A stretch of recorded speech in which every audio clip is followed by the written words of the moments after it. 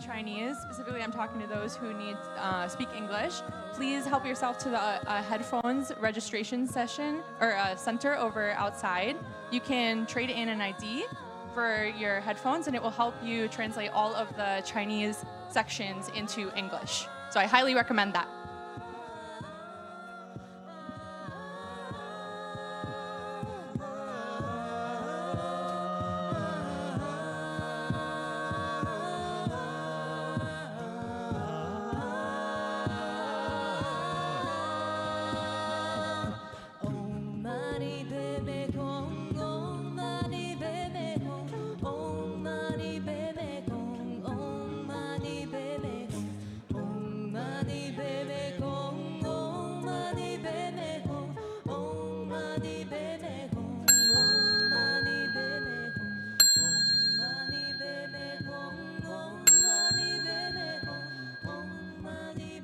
各位亲爱的贵宾，当您听到这样的声音在您的耳边响起，代表您的时间大概还有5分钟需要回到自己的座位上，我们的会议就即将开始。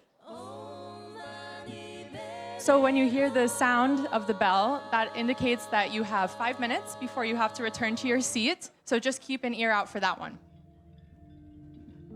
Thank you so much.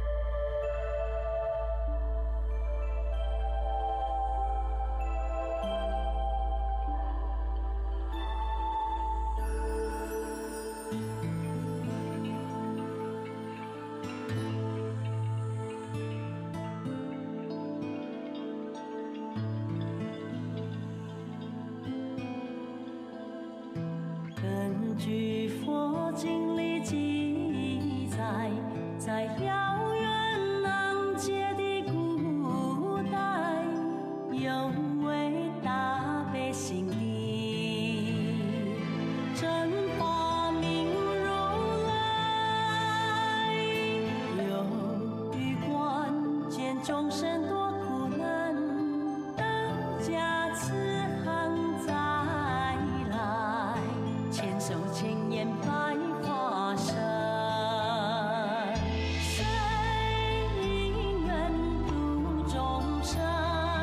谆谆善友引领我们出离苦海，回向起人陀如来，这位慈悲的无上师，唐今圣号观世音，观世音，观世音菩萨。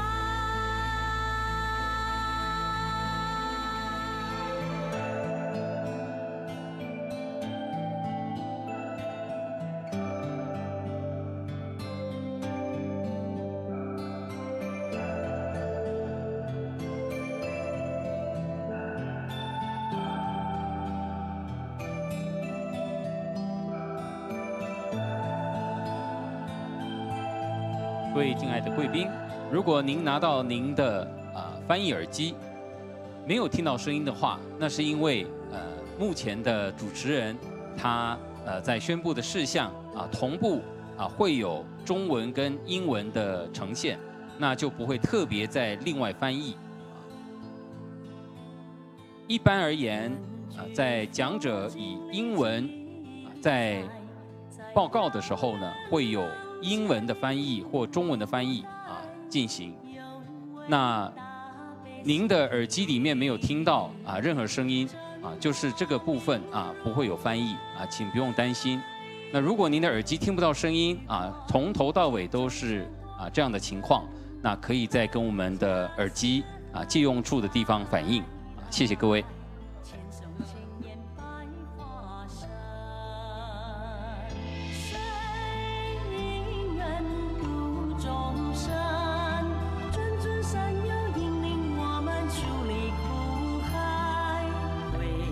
想起人陀如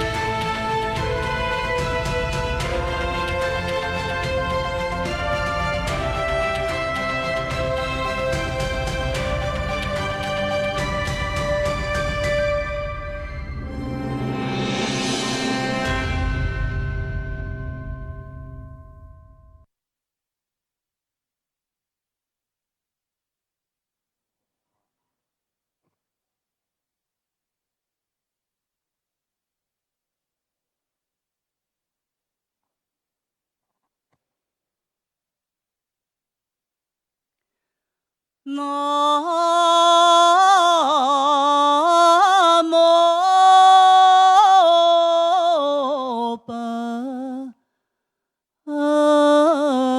师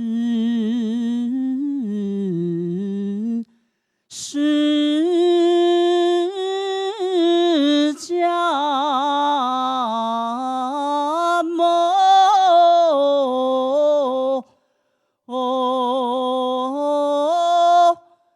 尼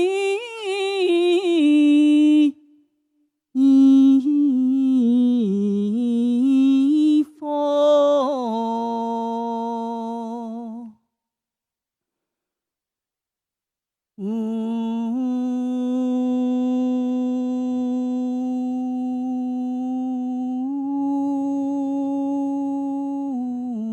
无上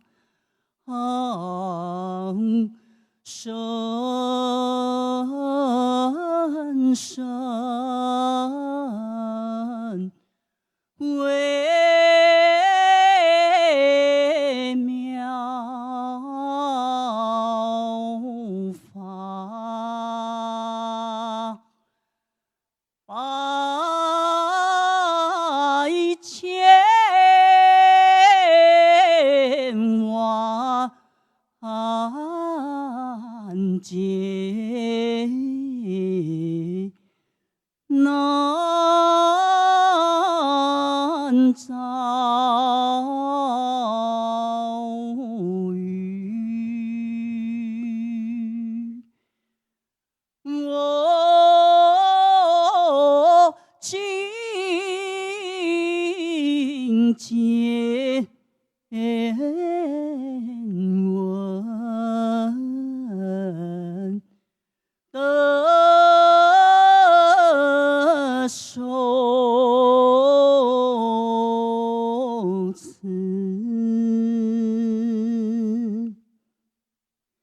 愿皆如来真实义。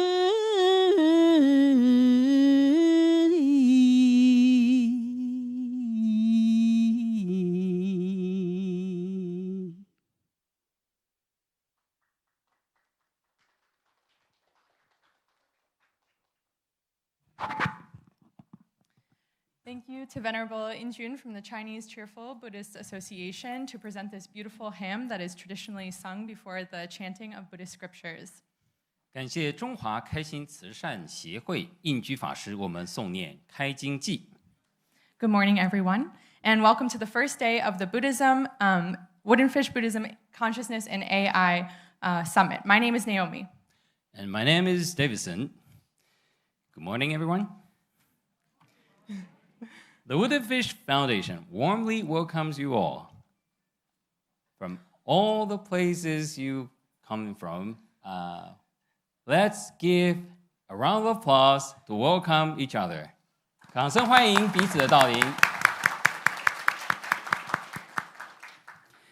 欢迎来到由美国木鱼基金会所举办与世界佛教联合会、中华无尽灯文化学会、慈济慈善事业基金会、国立台湾大学佛学研究中心、法鼓文理学院佛教学系、辅仁大学宗教学系宗教地景疗愈与社会实践标杆计划、中华开心慈善基金会、慈善协会、佛教门媒体、维利科技股份有限公司共同举办的2024第5届木鱼论坛佛教意识与 AI 峰会。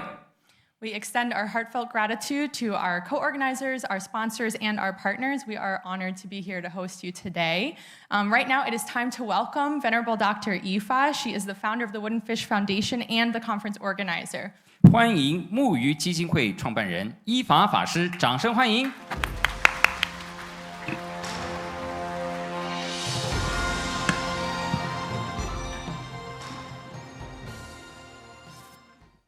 Welcome to Taiwan, my dear friend. Thank you for coming. 谢谢各位。在《金刚经》一句话， As 就是 demonstrated, 凡所 all 有相 phenomena are 皆是 delusions. 虚妄。 And, All the phenomena are delusions.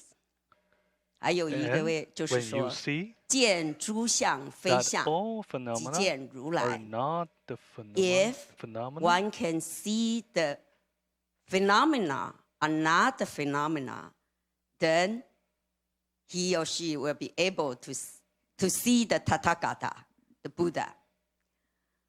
我们呢，生活在这个目前 AI as 这样 we 的生 live 活， in 这 the 两句《 world 金刚经 era》of 正 AI, 好 these two 就是 lines 验 from 证 the 了 Diamond Straw 我们 truly 现在所生活的 verifies 像 our AI 这个 experiences 时代。 in this era 我 of 们有 AI. AI 的主播人 We have AI news anchors, Trump 还可以讲 and 中文 Trump speaking 像这个 Chinese, Scarlett or Johnson， Scarlett 他的 Johnson. 语音都是被 Her 冒用的。 voices 我们生活 was 在像这样子 appropriated for 的 AI 又 as 真 well. 又假、 So we 真 live 假 in a 混合的多元的 reality 世界， between reality 让我 and 们体会 illusion. 到，也是《金刚经》讲 So 的 we 一句 realize 话， that 就是一切有为法，如梦幻 just like the 泡影。 Suman Sutra You know, said, all the conditions, the dharmas are like dream.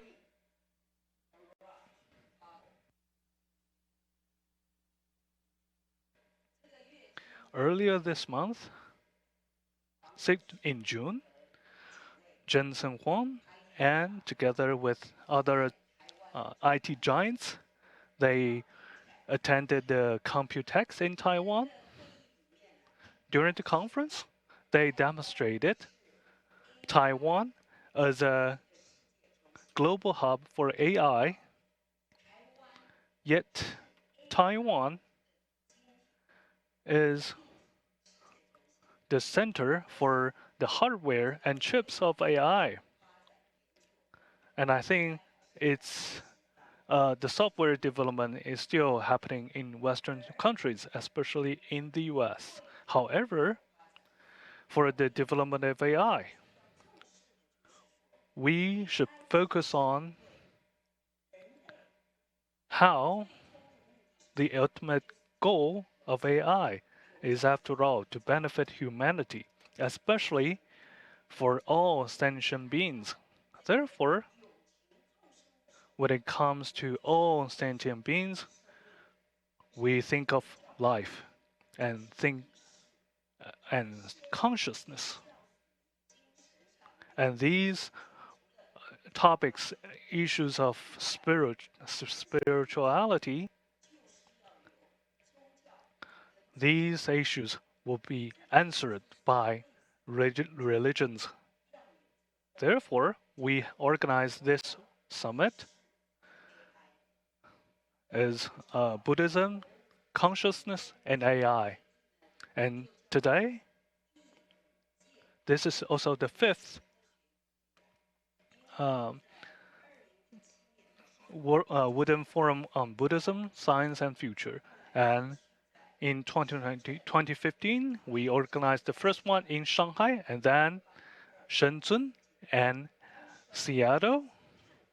And the issues we talked about was VR, virtual reality, and robots. And even for neuroscience and life science. And this year, for the topic this year, we put the emphasis on Buddhism, consciousness, and AI. And what we are curious about is AI, artificial intelligence. It is an imitation or mimicry of the thinking of humanity and the neural system of humans. So, the intelligence of AI and the consciousness of mortals and the no thought state in meditation and even the enlightenment of Buddha, all these constitutes the entity of life. What differs in terms of consciousness, for example? So some may say, what what has AI to do with Buddhism? So we have 5 panels. The first panel is Buddhist consciousness and modern science. We have so many friends coming here with us today. They came from Western countries. They are experts and specialists in neuroscience and science. So then the second panel is AI and Buddhist ethics. It is just as I talk with Max from Future Institute, Future AI Institute, MIT. I asked, what will AI impact religion? So, what exactly the impact ushered by AI in terms of medicine, education, and even democracy? And few of us realize that the relationship between AI and religion. In the future, the Future Institute, the Institute of Future Life Studies, he said, religion can, what guidance can religion provide for AI development? And the third is AI and Buddhist metaphysics. Like we mentioned, as an sentient being, what is the essence of life? If AI one day becomes a special species, don't think it's impossible. Like many animals nowadays have become part of our family, and we have so many embryos cultivated via science and technology. So all these issues we can explore in terms of science and life and philosophy.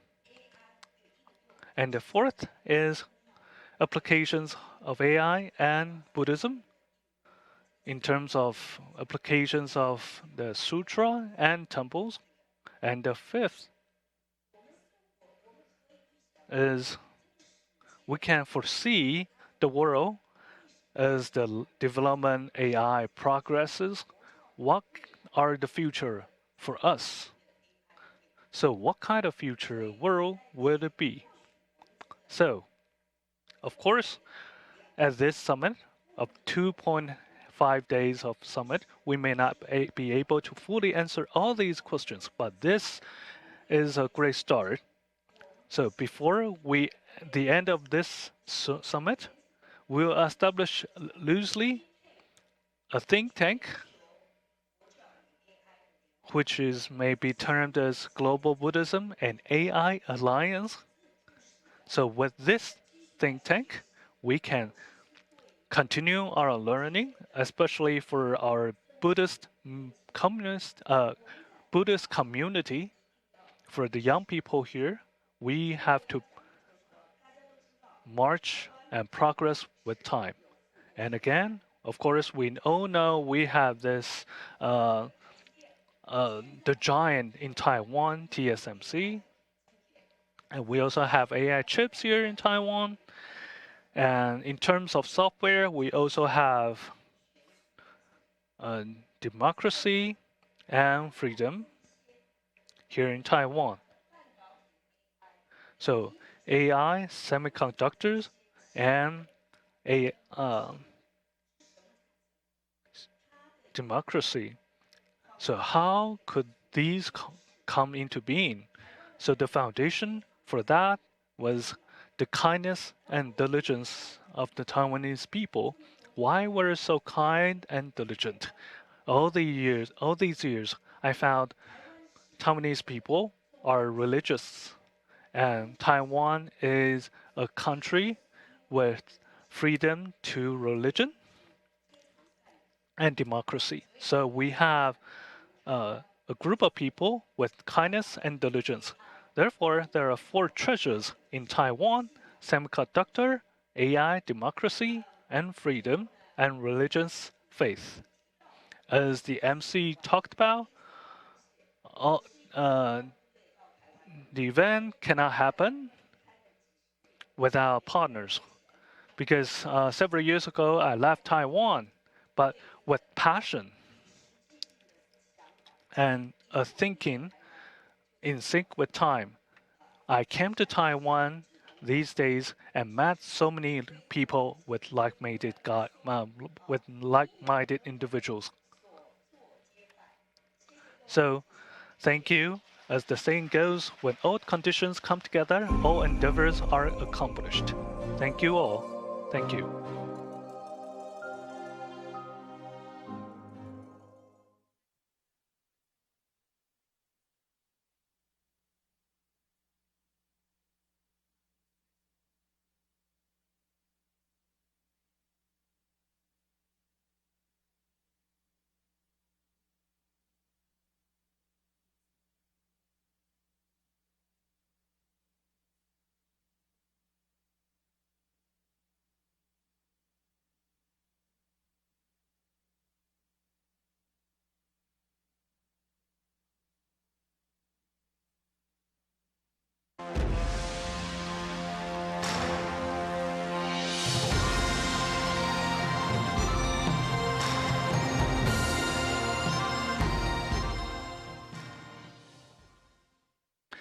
Esteemed Venerable Master Ifa, founder of the Wooden Fish Foundation, a United Nations affiliate NGO, and esteemed representative from Tzu Chi Foundation, Dharma Drama University, National Taiwan University, Foreign Catholic University, and all the partners organizing these events, distinguished guests, Buddhist scholars, community leaders, science scholars, and scientists, hello. The Unlimited Lights Chinese Cultural Academy is deeply appreciated to participate in this Grand International Academy Summit. We'd like to extend our sincere appreciation for that. To offer our services from the planning, the volunteering service to the post-event cleaning up, like Venerable Ifa mentioned. The theme is Buddhism, consciousness, and AI, and that presents a significant meaning for us today.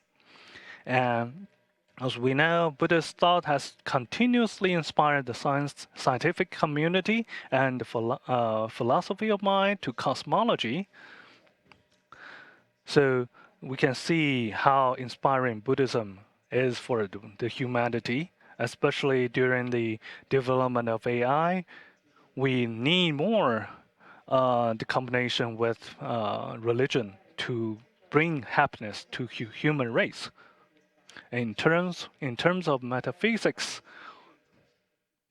we can redefine the unknown in the past and the usher in the future. And to explore the world and to enlighten the world. Just like Venerable Ifa, we will launch the Buddhism and Artificial Intelligence Alliance after this event to propagate Buddhism teaching and to also to allow artificial intelligence to imbue with the compassion and wisdom of Dharma and to guide humanity towards an awakened future for a more harmonious, equal, and compassionate world. So, and this, for this event, we'd like to have the wisdom of Dharma to be passed on like the endless light and the sound of awakening will resonate like the beat of a wooden fish, reaching the 10 directions and awakening all sentient beings.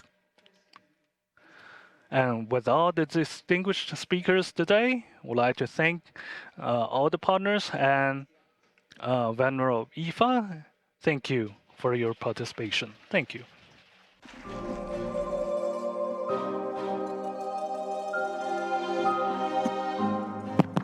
Thank you so much to Tang Lao Shi for these wonderful words. Now we'll move on to our first panel. So the first panel is called Buddhist Consciousness and Modern Science. So it's going to be talking about the intersection of mindfulness, meditation, and modern science. We will first hear from 4 panelists, take a short coffee break, and then the final panelist will come up, and then we'll have a Q&A, question and answer session. So without further ado, I will welcome up the esteemed Dr. Zheng Guolin, Honorary Professor at National Zhengzhou University and Special Chair Professor at Dharma Drum Institute of Liberal Arts. 我们将聆听由5位学者为我们带来第一场的佛教意识与现代科学讨论。之后我们就会在最后为大家总结今天的议程，并在茶叙之后进行问答。现在，让我们欢迎主持人法鼓山文理学院特设讲座政治大学名誉教授林正国教授为我们主持议场，掌声欢迎。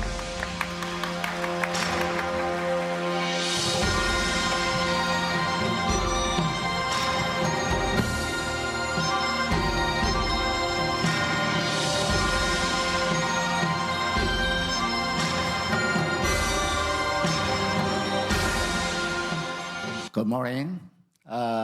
It's my great honor to serve as the moderator of this panel. First, I would like to welcome the first speaker, Professor Paul Swanson. He's Professor Emeritus from Lanzhang Institute for Religion and Culture in the Lanzhang University in Nagoya. Okay, and he's a leading scholar in the studies of Tiantai Buddhism, and he's a great translator of Zhiyi's Fa Hua Sanbu, the 3 major texts, the major books of Tiantai. So welcome, Professor Swanson.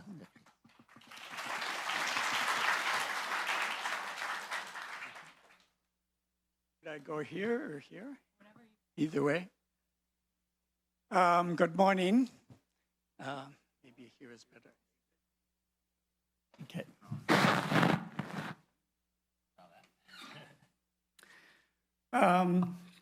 Good morning. It's a quite an honor to be the first speaker at this wonderful conference. Thank you, Venerable Yifa, for this.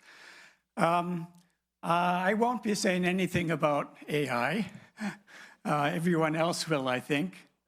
Instead, I want to take a very brief look at a concept of clarity or clear understanding, which I find is very important in the works of Tiantai Zhiyi, who I think is the most important and greatest Chinese Buddhist philosopher.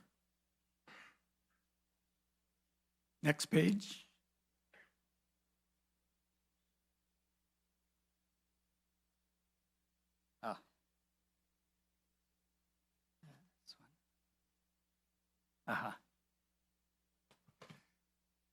Okay, I think in English, the goal of Buddhism is often described with words such as enlightenment or liberation or awakening or higher states of consciousness, such things.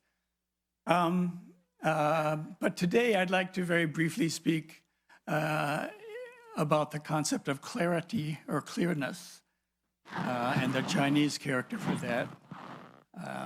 There's a mistake in my PowerPoint.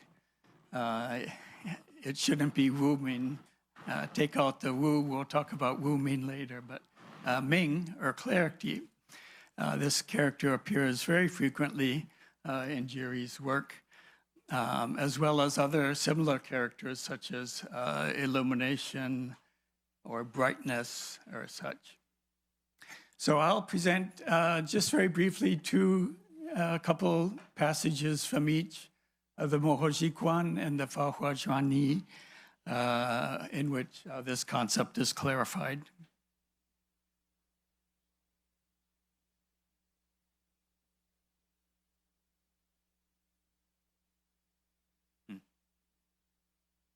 The first passage is a very famous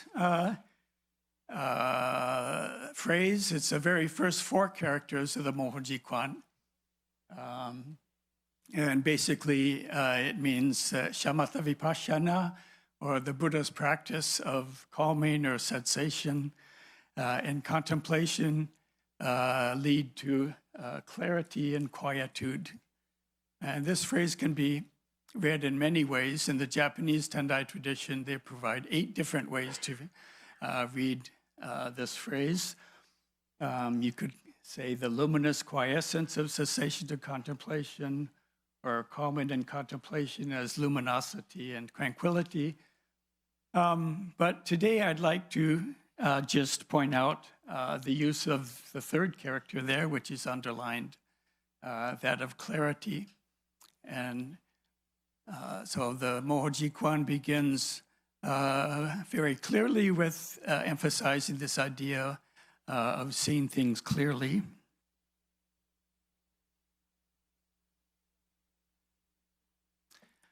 A phrase, there's many phrases I could have chosen, but there's another phrase later in the Mohojikuan which emphasizes the same idea.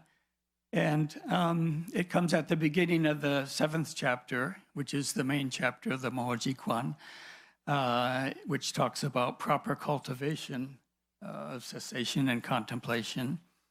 And here again we see not quite exactly the same terms, but the use of a character for clarity, which is in bold, and that you should utilize the practice of contemplation to contemplate the darkness and thus brighten the darkness.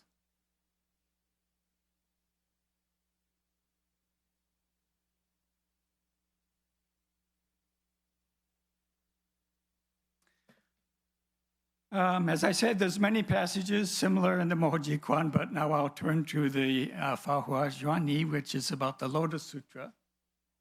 And in this passage I'm quoting here, it very clearly posits the opposite of Muming. So non-clarity and clarity.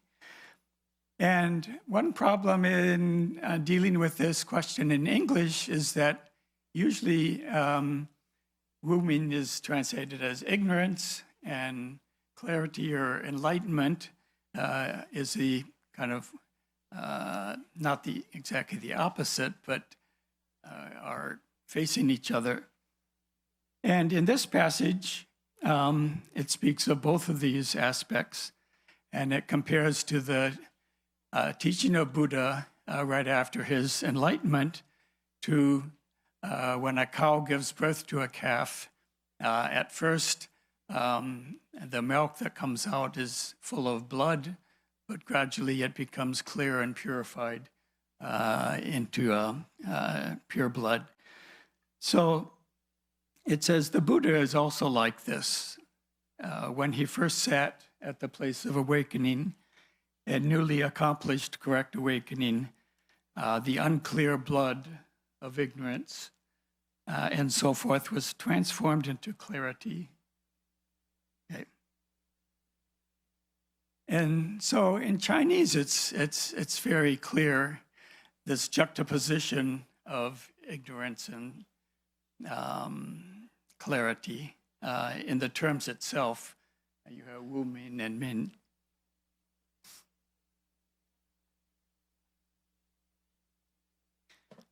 in another passage I've chosen, in which he's discussing the middle path and the perfect teaching. Coming in today, I saw someone holding a poster saying middle path, but I think that meant something else.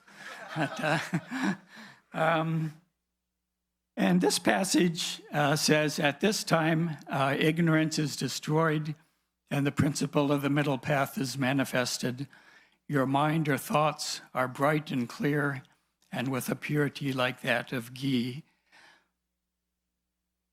So not just the Chinese character I mentioned earlier, but these other important characters such as being manifested and this other more unusual compound of, bright and clear.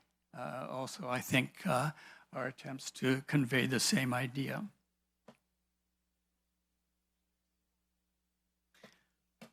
And one of the interesting aspects of Juri's thought is the identity of opposites, or at least the inseparability of opposites. I don't like to talk just of identity because I think they're not exactly the same. Ignorance and enlightenment are not exactly the same, but they're inseparable. So we have this passage in which the identity or inseparability of clarity and non-clarity or darkness is examined. It says, since one is deluded concerning clarity or awakening, therefore one arouses ignorance or lack of clarity. If one understands this ignorance, then one has clarity.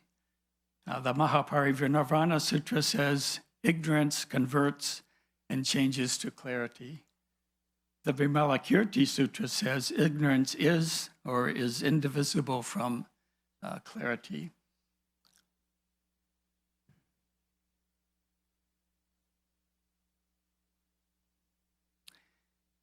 And finally, the last example is from the very last paragraph of the Fa Hua Xuani, in which Juri summarizes what he's tried to do through that lecture. In the very last phrase, he says, indeed, the passage of the path to perfect and penetrating understanding is found herein. And indeed, this clarifies the pervasive brightness of clear understanding. So I find it very intriguing that both the very beginning four character of the Mohoji Quan and the very last phrase of the Fa Hua Xuani focuses on this idea of clarity.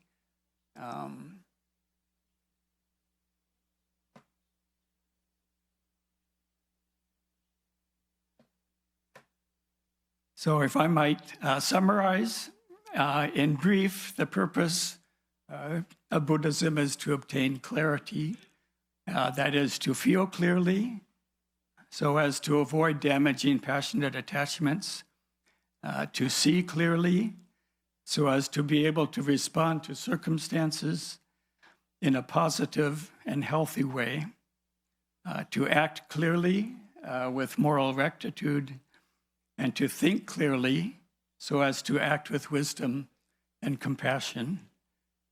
Surely such clarity is important for all aspects of human life. And as I said, I won't say anything directly about AI, but all of the papers following me will be talking about this subject. And I hope that the very erudite papers and presentations that will be given in this conference will help us to deal with this very difficult and complicated idea of AI and consciousness with more clarity. Okay, thank you for listening.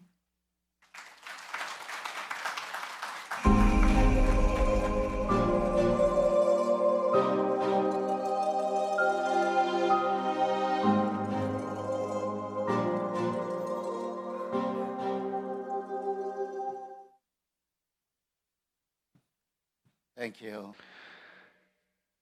谢谢 Swanson 教授，我的老友。下一位讲者想要邀请的是 Eric Lux 博士，他是布朗大学正念中心主任。他专门研究正念与健康。The impact of mindfulness on health and well-being, particularly including the problem of blood pressure. So quite interested about that. Welcome. Okay.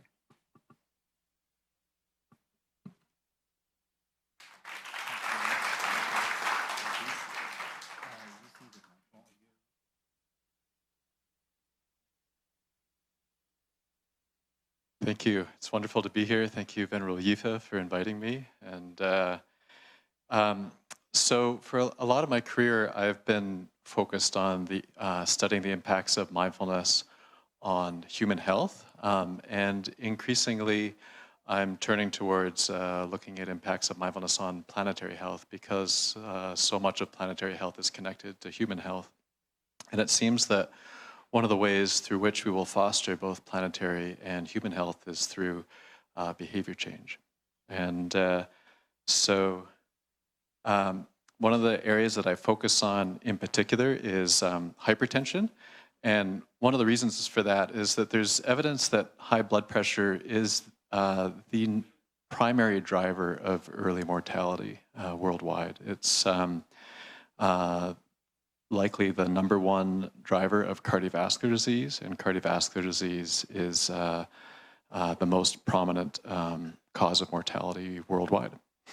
So it's a big problem, but one of the wonderful things about it is that we know what to do about it, that we can control blood pressure in just about everybody. And that bottom blue box there, whoops, sorry, went the wrong way. I guess that's, yeah.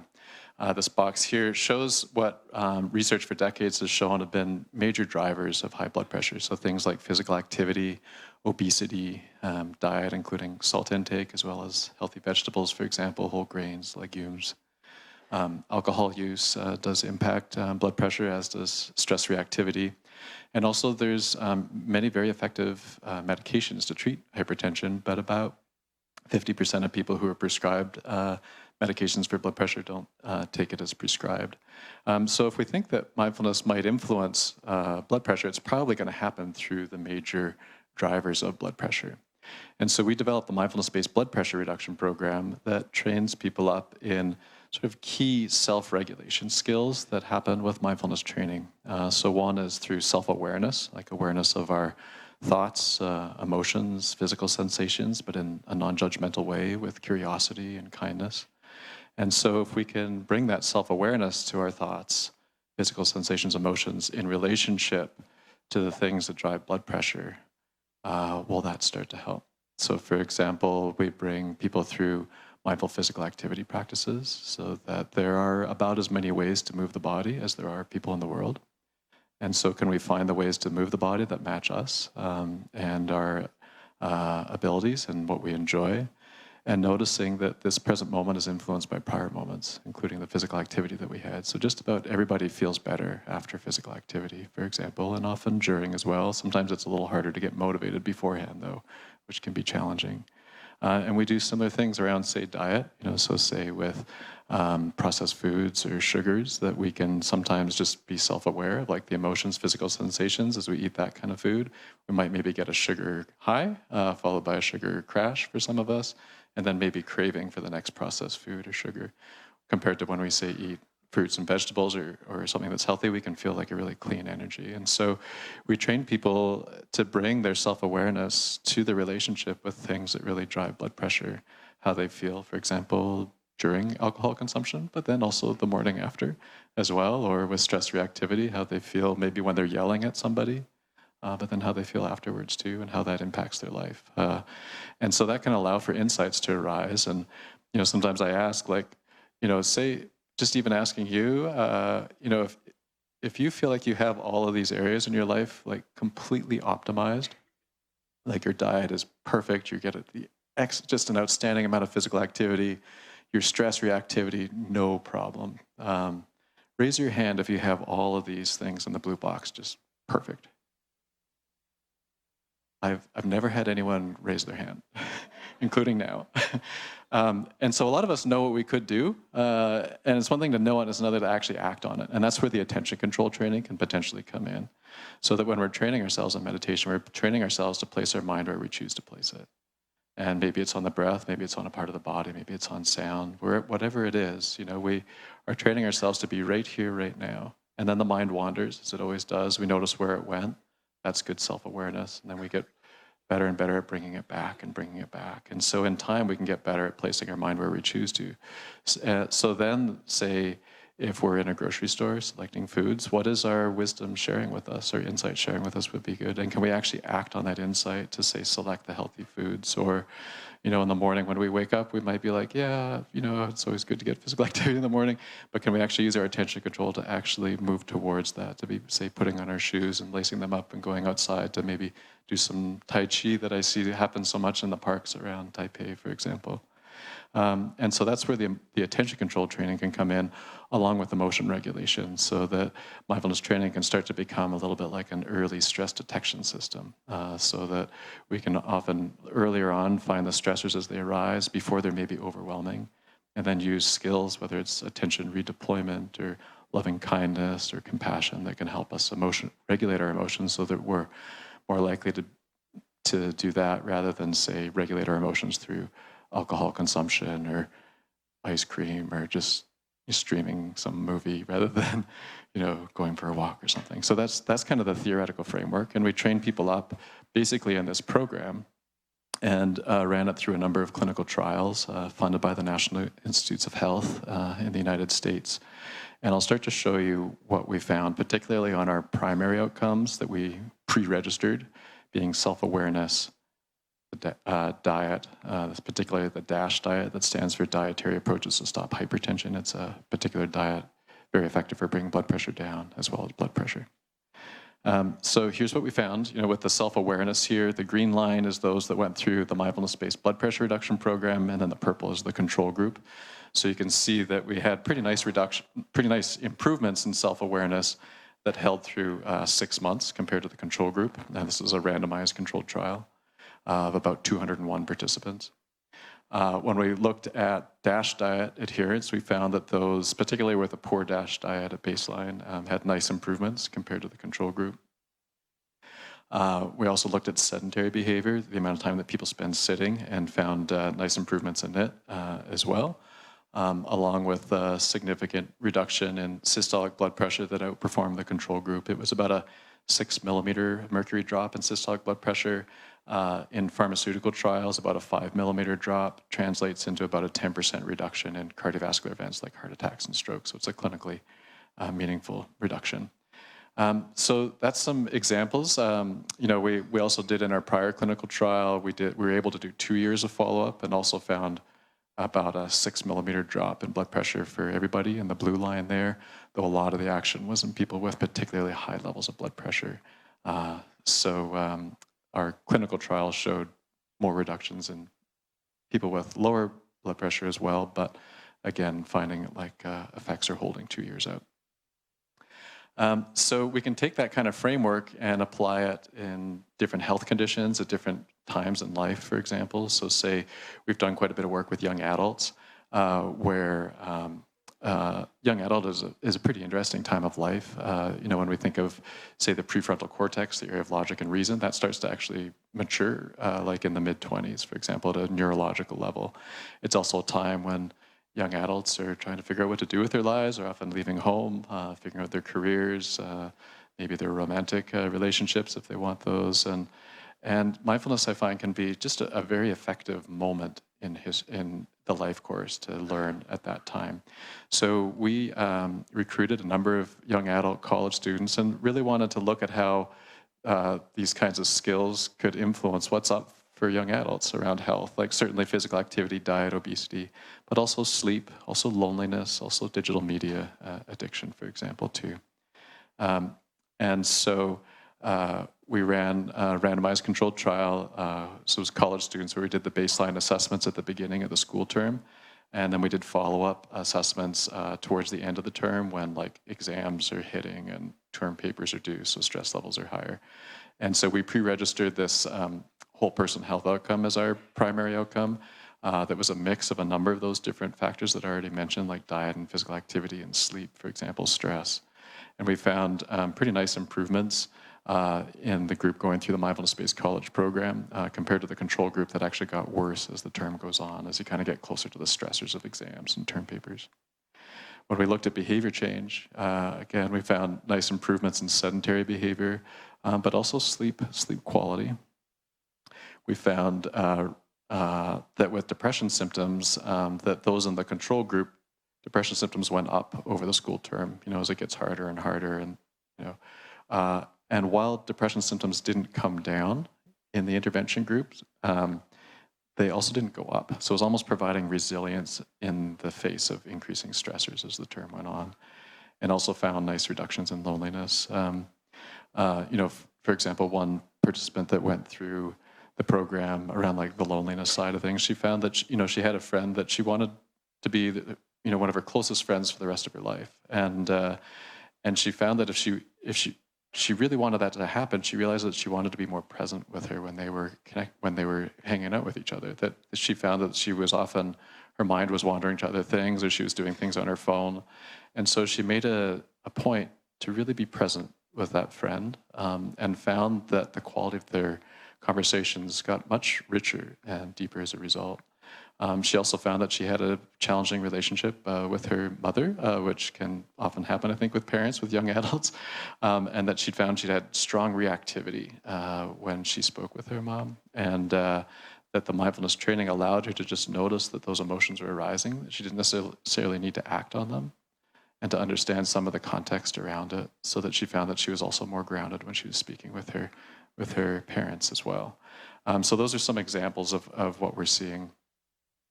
I think there's also opportunities for mindfulness to be fostering planetary health as well. And the research isn't as far along in this area, but it's starting to emerge. And so what I'm finding is that there's sort of like 4 different areas that I think there's a lot of potential here. One is with earth-based mindfulness practices. And so, for example, I work quite a bit with Native American communities in the United States, and that we see that there are a number of earth-based practices that are used in indigenous cultures all around the world. So say, for example, with some of the Native American populations, that they have very sacred areas in nature that they will go to for community events and for contemplations, for example, that have strong meaning in their lives. When we think of some of the Buddhist communities, this is a monastery in the tradition of Thich Nhat Hanh, a Vietnamese Zen tradition. This is in Southern California. It's called Deer Park, and that's the monastery right here at the bottom, and it's very much set in nature. And so, say one evening, the last time I was there, we hiked up this hill with our dinner, and we ate dinner right at the peak of the mountain and watched the sunset come down.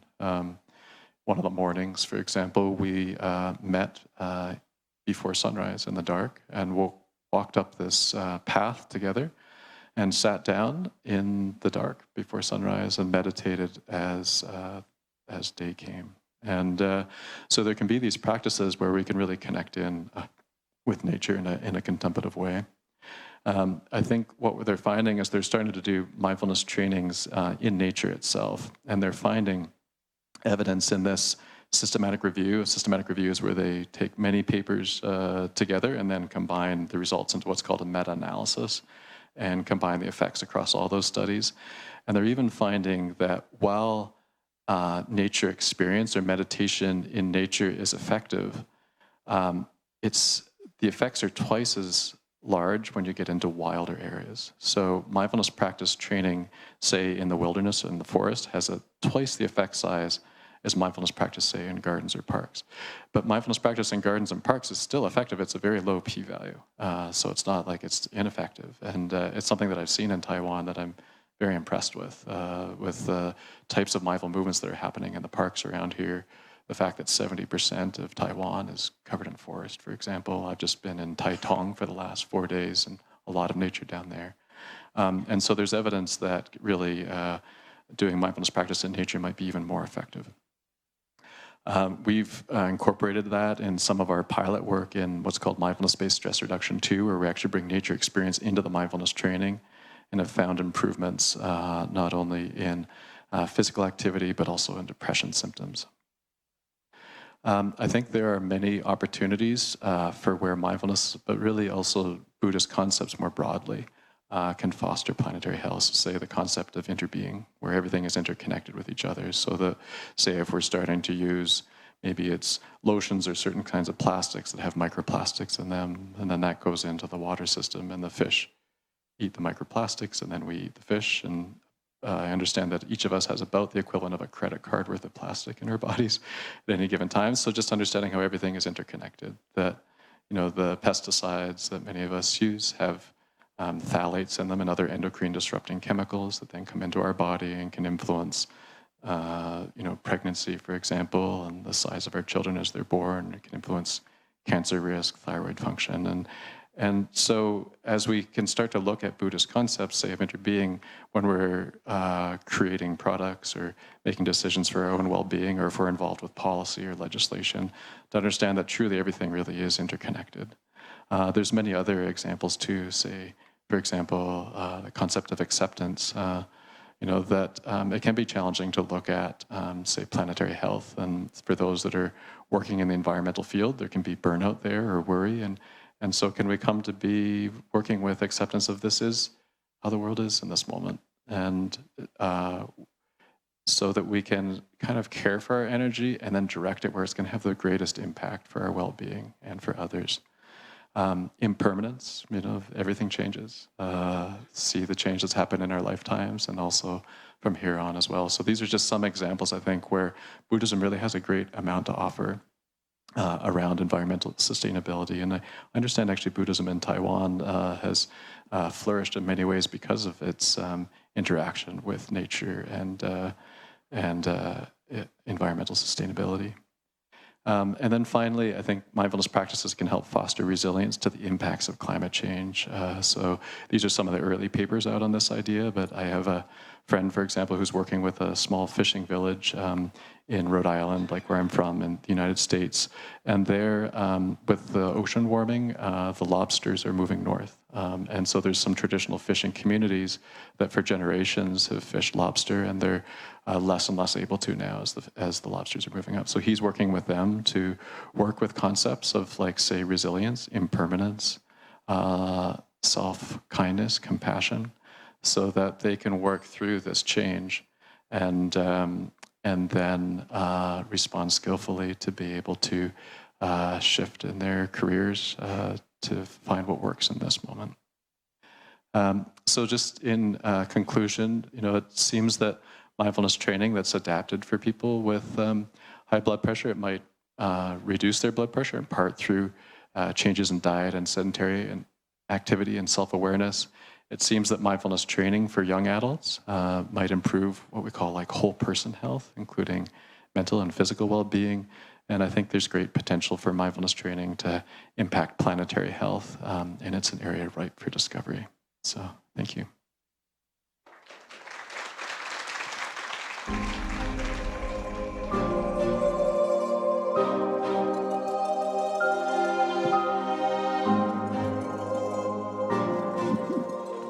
Thank you, Dr. Eric Laux.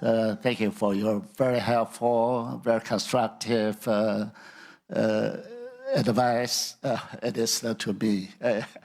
So next, let's welcome Professor Blanford, the Professor Emeritus from Columbia University, and he's also a leading scholar in Japanese Buddhism and Chinese Buddhism.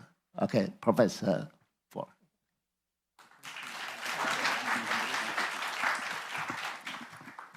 Thank you. Good morning, everyone. First, I want to thank the organizer, in particular, Venerable Lifa. I'm very pleased to be here in Taiwan after many years. So it's a great honor for me. No, I must apologize. I don't have beautiful PowerPoint, beautiful diagrams to offer, just very old-fashioned paper. And I realized too late that it was much too long, so this morning I had to cut large chunks of it. So hope it's not as nuanced and cogent as I would hope. But anyway, let me try. Unfortunately, I don't have, the light here is not so great. Well, okay. So towards what I call one-dimensional Buddhism, taking the title from Herbert Marcus' famous book, The One-Dimensional Man, Mindfulness, Neuroscience, and Naturalism. As in the parable of the blind man and the elephant, governments and individuals have been trying to understand the multifaceted reality that confronts us with a growing urgency. Various levels of analysis have come to the forefront, leading to interrelated diagnoses such as global warming, the energy crisis caused by relentless extractivism, the demography, and the growing gap between the global north and south, loss of biodiversity and species extinction, the ravages of past imperialism and colonizations, present neocolonialism, etc. The distant causes are usually traced back to the rise of science and technology from the 17th century onward, with the French philosopher René Descartes as the main hero or villain, culprit, say. Since Descartes, the epistemological break between the world of objects and the world of subjects has been analyzed many times, and I don't need to dwell on it here.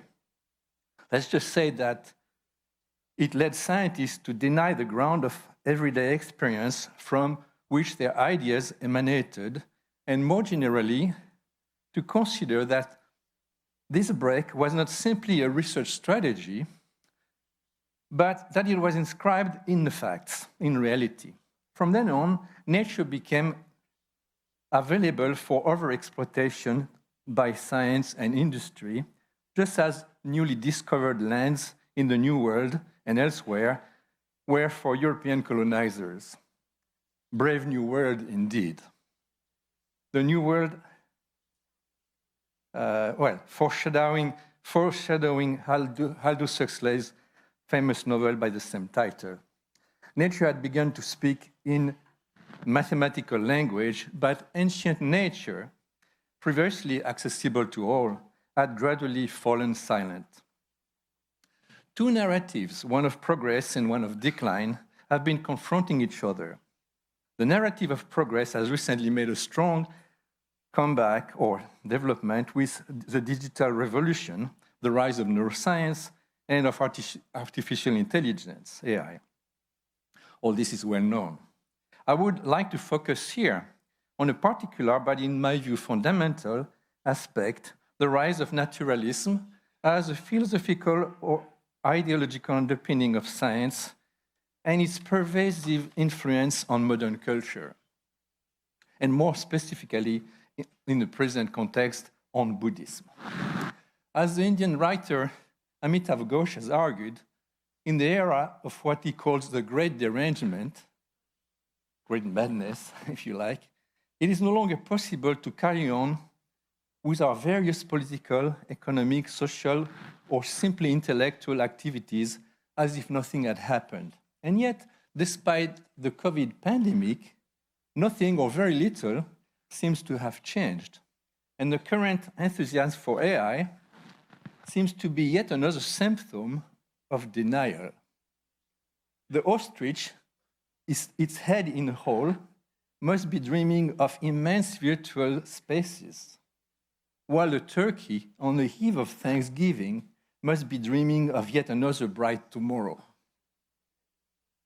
So I'll be talking now about naturalism. Naturalism is a relatively recent trend in philosophy, but today almost everyone calls himself or herself a naturalist, without even clearly defining what the terms mean.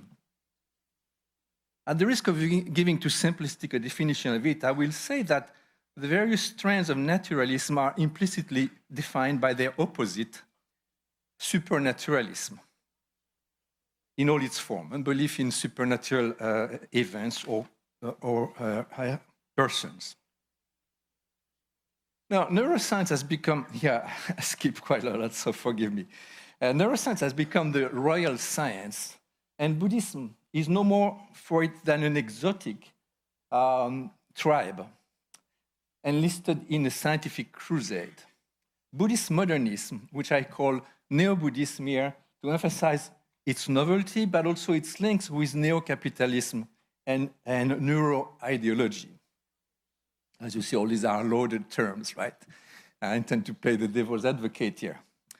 Or maybe Cassandra. So neo-Buddhism has become a danger for Buddhism. As Samuel Butler once wrote, there is no worse persecutor for the grain of corn than another grain of corn when it has completely identified itself with a hen. For the French anthropologist Philippe Descola, naturalism, despite its claim to tell the truth about the world, is in fact just another ontology, and also ideology, but ontology, that is a model of intelligibility of the world, among others. And Descola distinguished between the analogist, animist, and totemist ontologies on top of the naturalist, so 4 ontologies.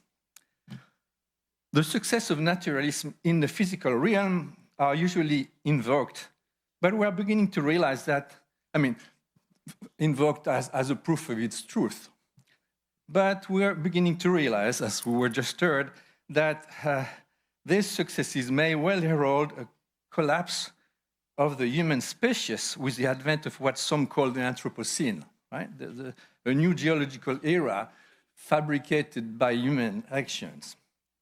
Nevertheless, naturalism remains the horizon of those who seek to reject or relativize it. Naturalization has spread to almost every field, not only the natural sciences and epistemology, but also the so-called human sciences and philosophy, starting with analytic philosophy, but more recently also phenomenology, as well as religion, ethics, and above all, consciousness. The biologist Edward Osborne, E.O. Wilson, thus declared that the time had come to temporarily take ethics out of the hands of philosophers and biologize it.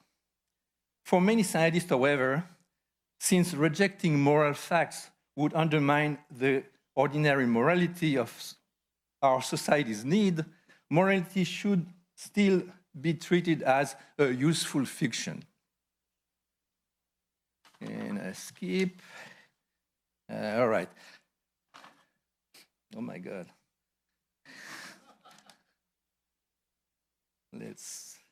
So the traditional problem of mind-body relations has been reformulated in the form of mind-brain relations. As we know, debates have continued between those who take the identity between brain and mind, that is something called eliminativism, a philosophical doctrine, and those who advocate the emergence of the mind from the brain, and that's called functionalism. In both cases, there is reductionism. The question has also arisen in terms of consciousness with what Australian cognitivist philosopher David Chalmers once called the hard problem, as opposed to the supposedly easy problems of various mental functions such as perception, memory, etc., or as it's also called sometimes the explanatory gap. As William James, a long time ago, already pointed out, neurobiology can, or what was neurobiology at that time, can neither prove nor disprove the experience of mystics like St. Paul or Teresa of Avila. Yet brain imaging today strongly leans toward in the direction of a naturalism based on materialism and determinism. Neurobiologists all too often forget, however, that in so doing, they make certain leaps from, say, statistical measurement to the image of the brain, and then from the image to its psychological interpretation. So I had a long section on the critics of naturalism, which I won't get into. Just mention that, for instance, Edmund Husserl and William James had already noted that the naturalization of ideas as being the result of evolution deprive them, these ideas, of any claim to absolute truth, if not objectivity or intersubjectivity. Later on, Alvin Plantinga developed this criticism, which he calls the evolutionary argument against naturalism, EAAN. Analytic philosophers love acronyms. Continental philosophers don't, but anyway. Given naturalism and the evolutionary origin of our cognitive faculties, they are unlikely to be reliable, after all. Thus, naturalism itself would give reason to doubt naturalism, if it's just a product of evolution. As Darwin himself put it when he expressed his horrid doubt in a letter to William Graham dated July 3rd, 1881, if man is descended from the ape, who will trust the convictions of an ape's mind? So analytical philosophers confine themselves to purely logical arguments, however, for or against naturalism, on the value of philosophical naturalism, without even considering the deleterious impact of naturalism on living beings and their environment. The ecological crisis that threatens our very existence should lead us to believe that naturalism, by allowing the plundering of nature, has got it all wrong. Oh, thank you. I really appreciate it because I had a hard time reading my stuff. Thank you. So I shift now to Buddhism and naturalism. The partisans of a naturalization of Buddhism invoke the necessity for the teaching of Buddha to adapt itself to a new context, the various forms of modernity, and the precedents of its adaptation to East Asian societies. Indeed, Buddhism has evolved over time while trying to preserve its specificity. But the new world of modernity and postmodernity perhaps poses a challenge of an altogether different kind. This is particularly true with the advent of neuroscience. Buddhist modernism has often been called Protestant Buddhism because it rejects ritual, superstition, and monastic hierarchy. It was above all a reaction against colonialism and Christian missionary expansion. Despite its radically new character, it presented itself as a return to its roots, a rediscovery of original Buddhism after more than 20 centuries of amnesia. Neo-Buddhism goes even further down this road, unabashedly blending an expurgated Buddhist teaching with the individualistic, hedonistic tendencies of our time. The spirituality of Neo-Buddhism, while it may have certain beneficial effects, is to Buddhism. Here, I had a number of metaphors which I skip. I'll just mention one. Neo-Buddhism is to Buddhism what salt marshes on the island in which I live now at the time are to the sea that periodically fills them. They are its extension, but they have lost its strength and dynamism, the waves, if you like, its depth and turbulence. Fish no longer comes here, but salt remains, right? The philosopher Owen Flanagan is among the first to have argued that for the naturalization of Buddhism. According to him, naturalized Buddhism is first and foremost a Buddhism without the mind-numbing and wishful hocus-pocus, such as rebirth, a karmic system without nirvana, without bodhisattvas flying on lotus leaves, without non-physical states of mind, unquote. In short, naturalized Buddhism is paradoxically a denatured Buddhism. Buddhist meditation has sometimes been perceived as a kind of Asian phenomenology. In discussion between Buddhists and neuroscientists, Buddhists have claimed a first-person approach to the mind, in opposition to the third-person approach of science, and they have insisted that the two approaches are complementary. The inner world would thus be the reserved domain or preserve of contemplatives. Buddhist meditation would immediately lead to deeper truths truths deeper than the merely intellectual truths obtained by Descartes in just 6 days of his metaphysical meditations. He has a book called Metaphysical Meditations. But introspection itself is not a sufficient criterion of truth, as the American philosopher J. Garfield once said, introspection does not even reveal to Buddhists the existence of the brain, right? So how much can you really trust introspection there? Paradoxically, first-person accounts of experience are rare or singularly devoid of affect and imagination. Wonderful stories of dreams and visions abound in the hagiographic sources, but they are almost totally absent from the doctrinal or philosophical sources, which seems to have been more about orthodox doctrine than personal experience. In the wake of Flanagan, some neo-Buddhists have also argued for a Buddhism without karma. The common Western criticism of karma is that it has encouraged fatalism and passivity in the face of various forms of oppression. Similarly, the notion of rebirth is said to diminish the search for justice in this world in favor of a kind of cosmic justice. The idea that the mind depends on the brain, which is a postulate of modern thought and neuroscience, means that life after death is impossible, since the brain ceases to function at death. Several religions accept the idea of an afterlife, but only religions of Indian origin have developed a real strong belief in afterbirth. Indeed, karma and rebirth are more important than meditation for most Buddhists. Not only all Buddhist ethics, but all Buddhist ontology and cosmology are based on karma, since it is karma that creates the world in which Buddhists live. But the notion of karma, or meaning act, implies an agent, sometimes responsible for the act. I'll skip all that. Neo-Buddhism thus proposes a psychologizing interpretation of Buddhism. But as the Belgian poet Henri Michaud once said, to put psychology everywhere is to like psychology, unquote. Whether the interpretation claims to be scientific, psychological, or humanistic, they all are essentially reductionistic, refusing to interpret the text literally, like a religious text supposed to describe the reality of an invisible world to which death gives us access. All right. If naturalism is defined as the rejection of supernatural entities and their interaction with our world, traditional Buddhism seems to take issue with the naturalistic approach and the theory of the physicalist enclosure of reality.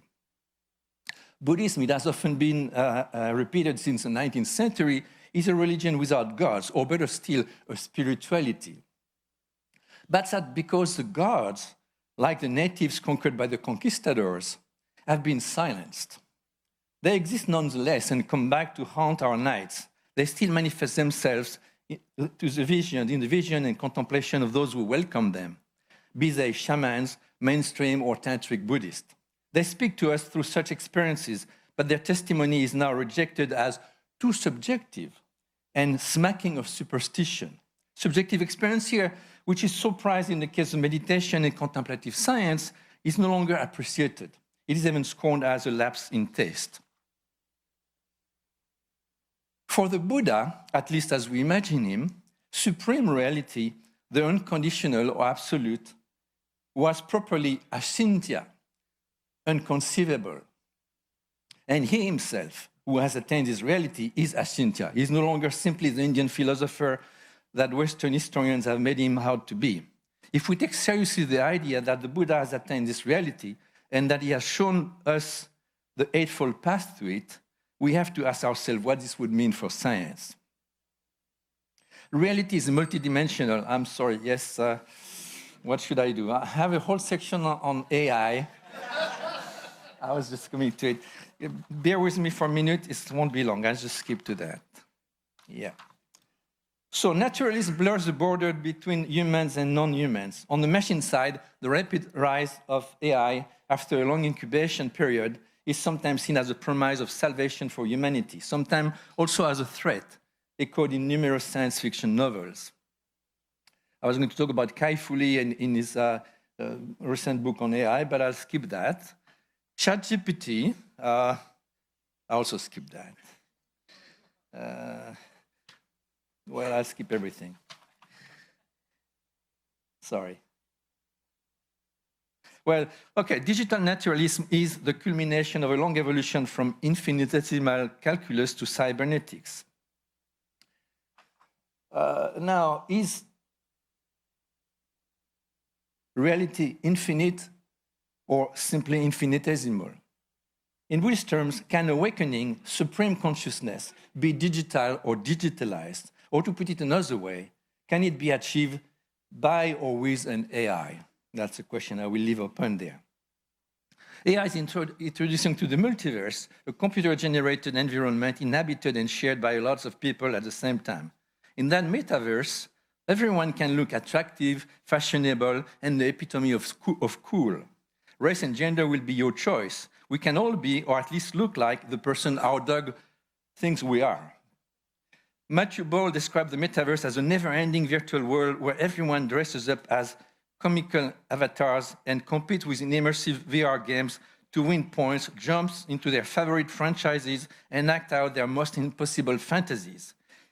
Major corporations, as we might imagine, are already vying to dominate the metaverse because it opens up a new and seemingly infinite opportunity to extract data and sell ads.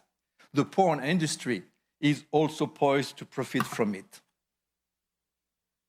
All right, I'm being reminded that I'm over time, so let me just go to my quick conclusion. The ecological crisis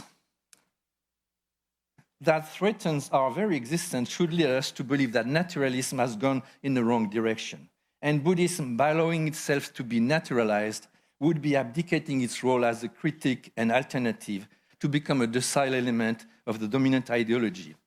In this sense, it could well be said that neuroscience and Buddhism are linked as elements, consenting or not, of neo-capitalist ideology.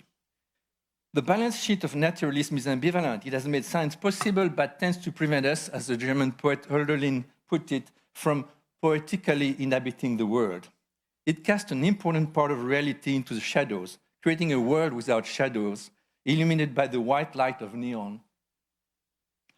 In this digitized world, sfumato, which used to be to render the depths of beings and things, becomes impossible.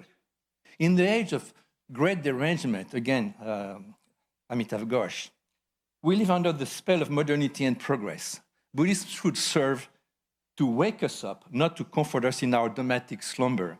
Naturalism is not the answer. It has contributed to emptying the world of meaning. On the other hand, Buddhism can question the materialistic basis of our lives by moving away from its psychologizing definition to bring back a sense of reality and of the unity of the subject and the lived experience. What happens when we take Buddhism seriously, warts and all? Instead of settling for an idealized, watered-down image, a Nutella Buddhism, or reducing it to a set of beliefs and symbols. In the words of the Buddhist scholar Donald Lopez, the Buddha, I quote, presented a radical challenge to the way we see the world. A certain value lies in remembering that challenge from time to time, unquote. Accepting that challenge may be one of the ways to surf the tidal wave that's coming. Thank you, and sorry for the...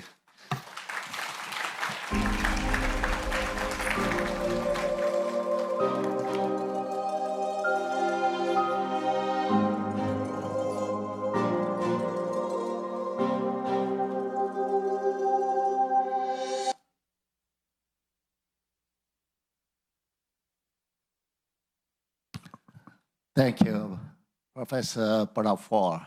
Thank you for your very thoughtful, very philosophical reflection on our human conditions.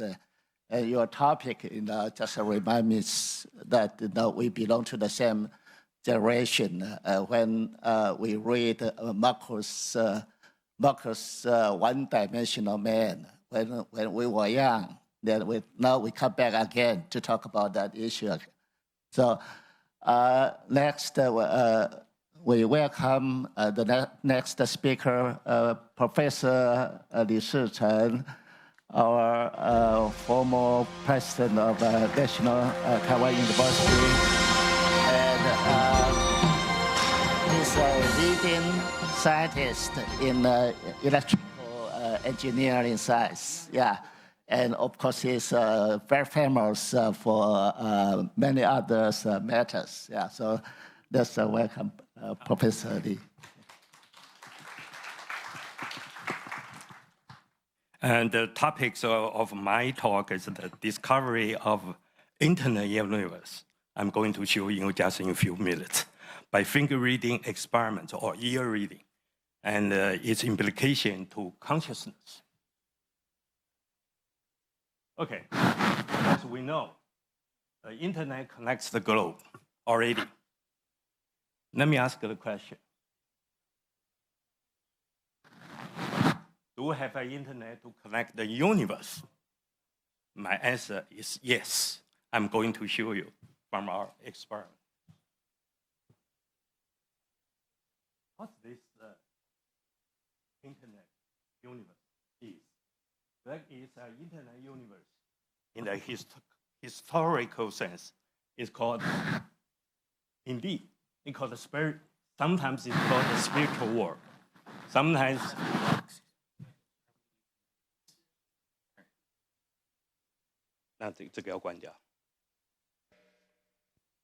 Okay, I'm trying to use a LED. It works. It's called the spiritual world or imaginary space-time. In the present time, sometimes it's called the information field, scientific term.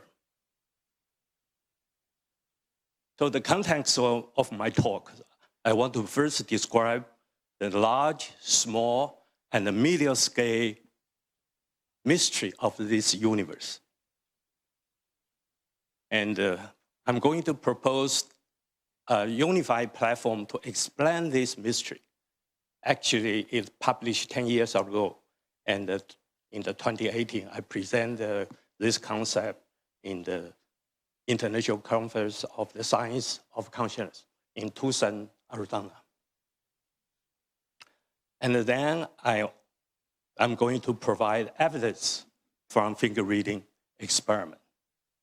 Finally, I will conclude my talk. The large-scale mystery of the universe discovered in 1998. Suddenly, the physicists, they found 73% of this universe, the energy, comes from so-called dark energy, a repulsive energy sources. And 23% of this universe consists of dark matter. It's attractive energy, attractive force. And so add up, that's 96. The rest of 4% called normal energy. So what is the normal energy? That's the present science we can understand. So what we can understand this universe is only 4% of the total energy. So we know nothing about actually almost nothing about the real universe.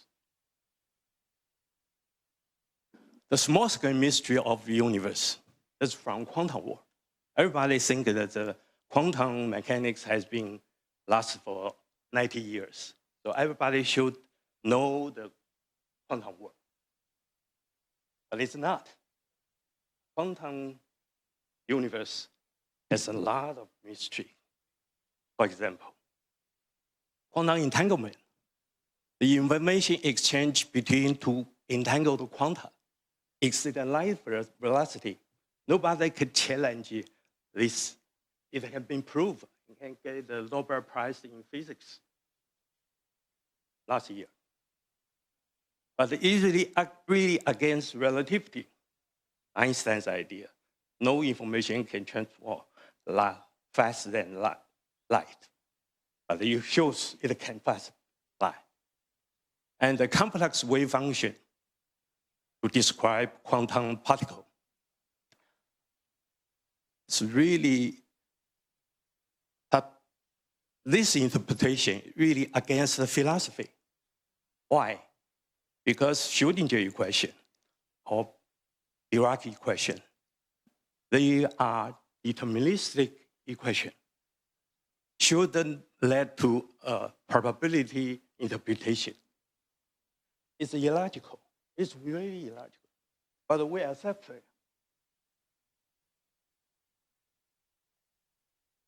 Medium-scale mystery in the universe. But many people have this special ability. They have actual sensory perception and can perform psychokinesis, as I'm going to tell. Finger reading, telepathy, remote viewing, psychokinesis. This happens all around in our society. Nobody knows. Nobody knows why. It's against the present science. It's against the 4% present science. It's not belong to the 4% present science. It belongs to the rest 96% universe. So in 2014, 10 years ago, I published a paper, present a platform to explain this mystery. It's published in the Journal of Science and Buddhism. And I present a similar idea in 2018, 4 years later, to the International Conference of Science of Consciousness in Tucson, Arizona. Present a similar idea. So I draw two hypotheses. This universe is a complex universe. It's not one universe. There are two universes. So it's a complex universe. Our mind is a quantum mind. It's a quantum phenomenon. Universe consists of eight-dimensional space-time. So in addition to our material world, we have length, width, height, plus the fourth time. That's called a real material universe. And in Chinese history, we call it Yang, Yangjian. Now I'm standing in the Yang. But we have a conjugate fourth dimension that's as imaginary. In Chinese, we call it Yin, Yin, Yang. And then in Western culture, they call it spiritual. We have a spiritual world next to us. I mean the material world. But there's another fourth dimension. It's a spiritual, full of consciousness. That's there. So imagination world is an internet world full of consciousness. I'm going to show you the evidence. And it was called the separate mental reality by Professor Brian Josephson, 1977 Nobel Prize laureate, the physics professor in England. So imaginary presents consciousness. It's a software, which means we have a software next to us. We are in the hardware of material world. But next to us, there is a software that can operate this hardware. So second hypothesis, complex quantum mind. Is quantum, you have an I, you have a complex wave function to describe it. So your quantum complex wave function indicate a mind-matter unification. I means mind. That's the hardware. The real part means hardware. You cannot operate. Imaginary I represents consciousness. Like we operate a computer. Everybody knows that we have a window, a software to operate the computer. But very few people think we have a spirit to operate our body. It's very strange. Very strange. You don't have a software to operate your body, but you believe that you need a Windows software to operate your computer. That's interesting. So once you get into quantum object, you enter into quantum state. The I appear, you have a soul. The soul coming out. So this microphone, it will have a soul if I get into quantum state. Fortunately, it's not in the quantum state. So I'm not afraid of he complains, I hold him too tight. Because it has not into the quantum state. Once it gets into quantum state, it has a soul. The stone will have a soul. The elementary particle will have a soul. Even the table will have a soul. Once it gets into the quantum state. But unfortunately, it's not yet. Ear finger reading was first discovered in 1979 in Sichuan province of mainland China. 5 years old children, Tang Yu, exhibit the ear reading ability. Local newspaper reported this event. Many elementary school teachers test their students. So hundreds of students were found within 1 year in Sichuan province. It's a natural phenomenon. So many children have this ability.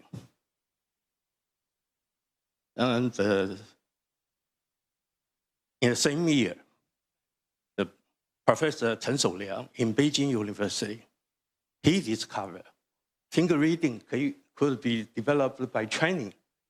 Even the children don't have this ability, but it's through training. It can develop this ability. So 16 out of 40 children aged between 5 to 14 years old develop the ability in a few days of the training. Next year, the Tian Weishun Professor Tian Weishun in Hangzhou University investigated over 1,000 students aged between 7 to 18 in the neighboring elementary and middle high school. That's his statistical data. The highest ratio occurred in the 9 years old children. 1/5, 20%, naturally have this ability without the training, naturally. So you have elementary school children, you can test it, you will be surprised. Suddenly, he developed this ability. Finger reading training in Taiwan. I myself start the training course once a year in the summer from 1996 to 2004, 30 years ago. Each course lasts 4 days, 2 hours each day. So I spent totally 8 hours to train these children. How to train? First, they have to do meditation for 10 minutes. Then perform image making, mind concentration on their fingertip. So that's the children, how they do. So after the training, we give them, everyone, a black bag, 100% light proof for handling negative film. We use a negative film to handle it. So you open the zipper and put the sample into the bag. And student insert one hand and into the bag and touch the sample. And suddenly they have developed a third eye appears. They call it a television screen appear in their head. They saw the color, they call the digit, they have to tell the assistant. So each assistant, take care of 3 children.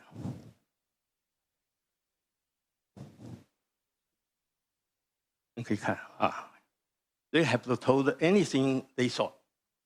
And the assistant will recall everything, time, what they saw. So after the training, we'll count it and the correction rate and doing some statistical analysis. For example, these children see the first line is the correct answer. The second line is what he wrote on the paper. Oh, he saw the green 27. It's completely correct. Then he saw the 48. It's green, wrong. The color is wrong. But the correct is 84, so upside down. The next one, he saw the green 50. It's completely correct. So you know the children has gradually, he can see things, some extraordinary things happen. So for 74, green color is wrong. It's a dark 74. And V, Chinese character, see the top of the character.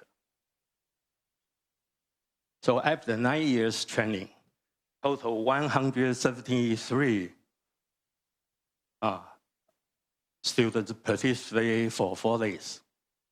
41 of them developed the finger reading capability. About 24% of the students developed this capability. 1 over 4.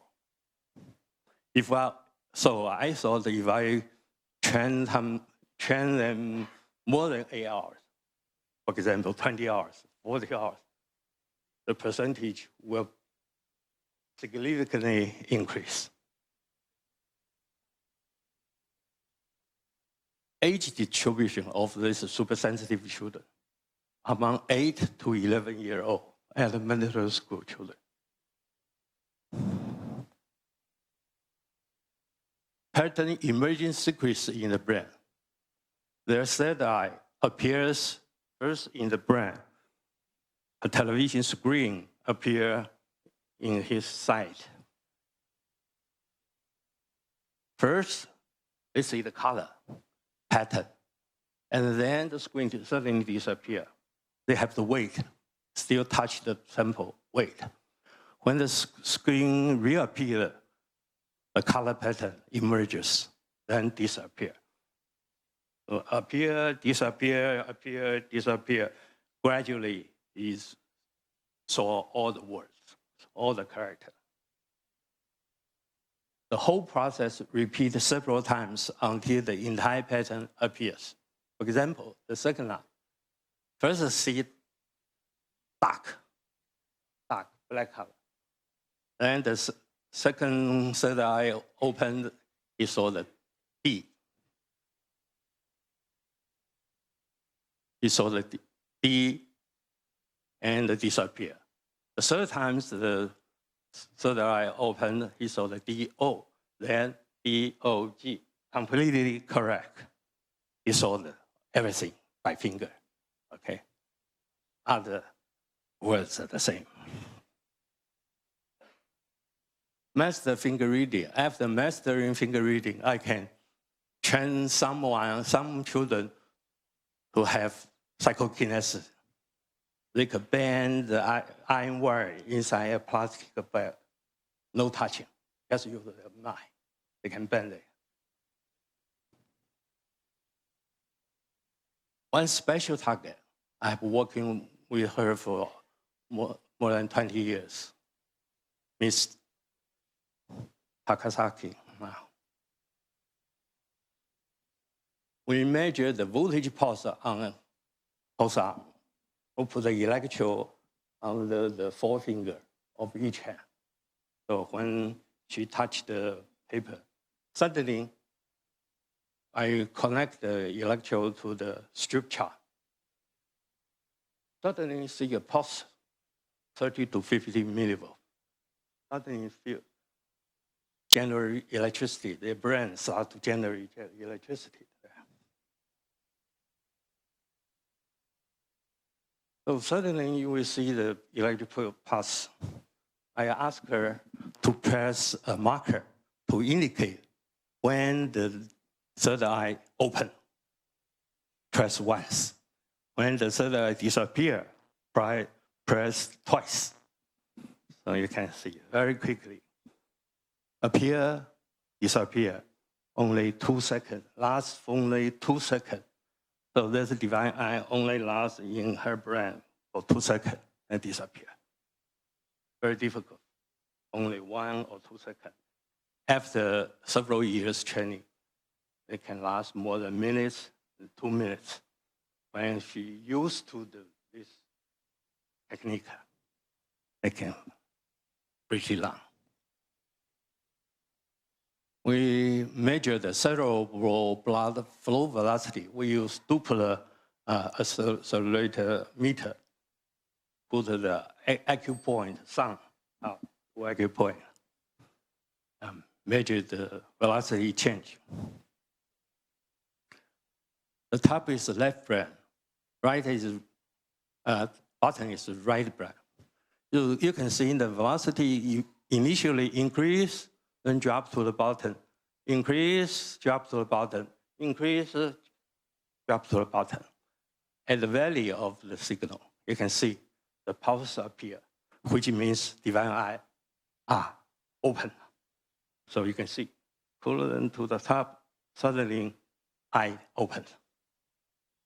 First, she saw red color, then disappear. The second time, she saw blue color, which means the paper has a 2 color, has the digits on top. Then she saw blue sun, and blue mean plus 2 horizontal line, red horizontal line. The last one is 明天 tomorrow in Chinese, tomorrow in Chinese. Blue 明, red 天. Completely correct. Completely correct. Normal vision versus third eye. You still see the normal vision. She told us when the third eye will open, it blocks the normal vision. The block the normal vision, bam, retarded, block. The third eye is illuminated by the light in the normal vision. Third eye is bright or dark, depending on what his normal vision is. So you use blindfold his normal 2 eyes. The third eye becomes dark because there's no normal light. The location of the third eye. Where is this third eye? We use functional MR to identify the location of the third eye. That's the brain anatomy diagram. So you can see the spine, thalamus, 视丘, cerebellum, 小脑, and the corpus callosum, 胼胝体中间那个, and the pineal gland somewhere there. All the diagram were segmented as 12 slices, 12. And the target was asked to press a marker. When the third eye opened, push the marker. So afterward, you can analyze the functional MRI diagram to find out where is the third eye.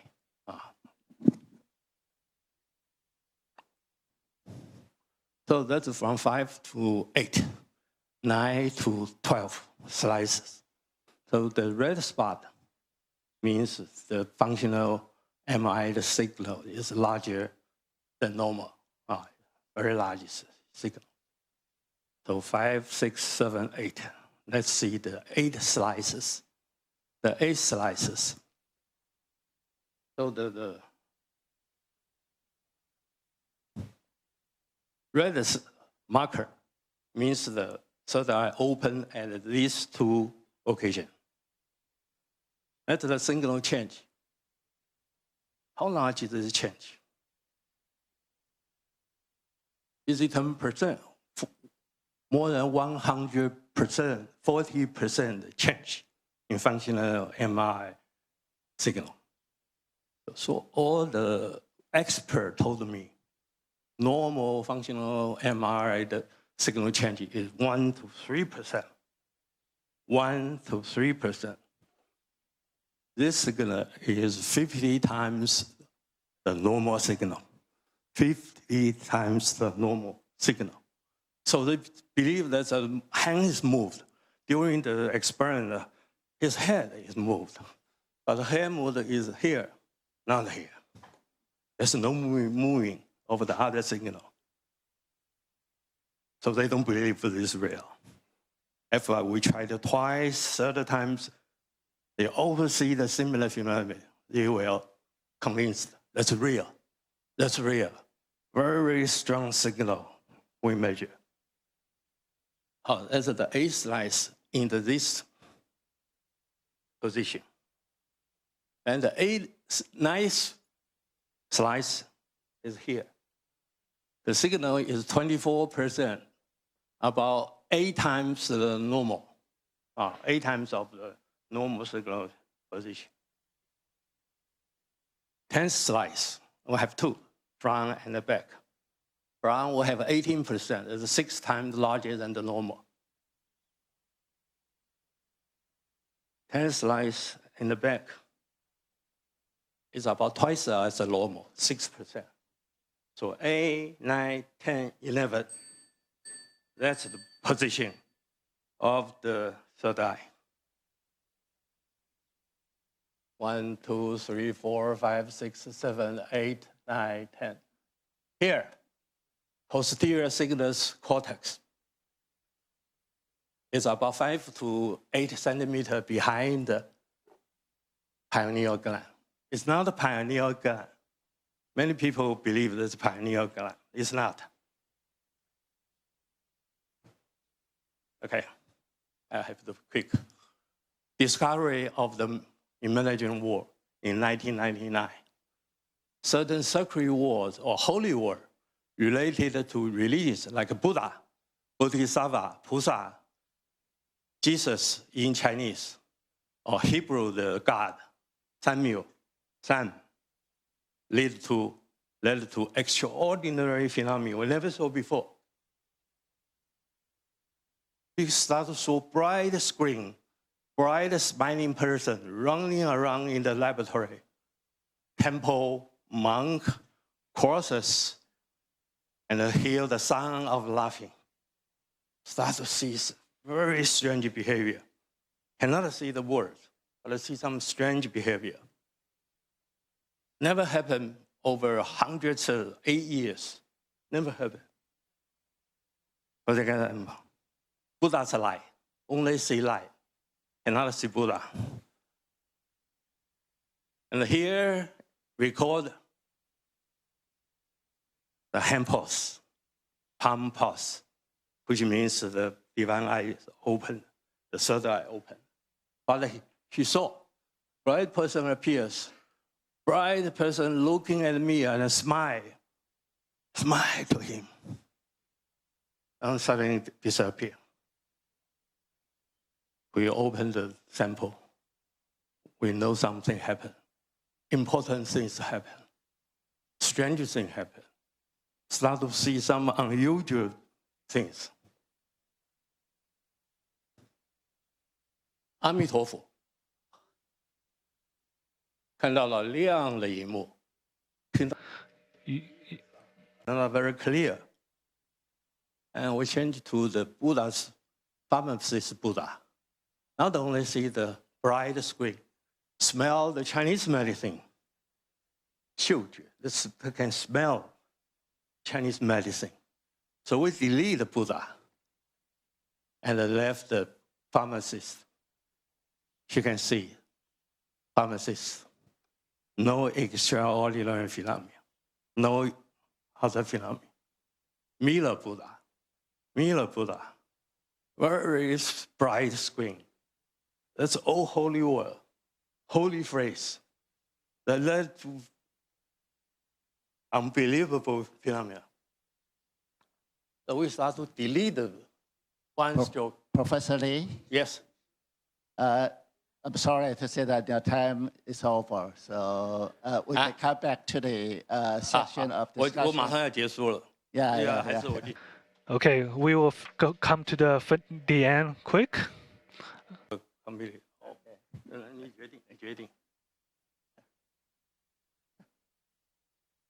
So you destroy the words. You don't see the extraordinary phenomena.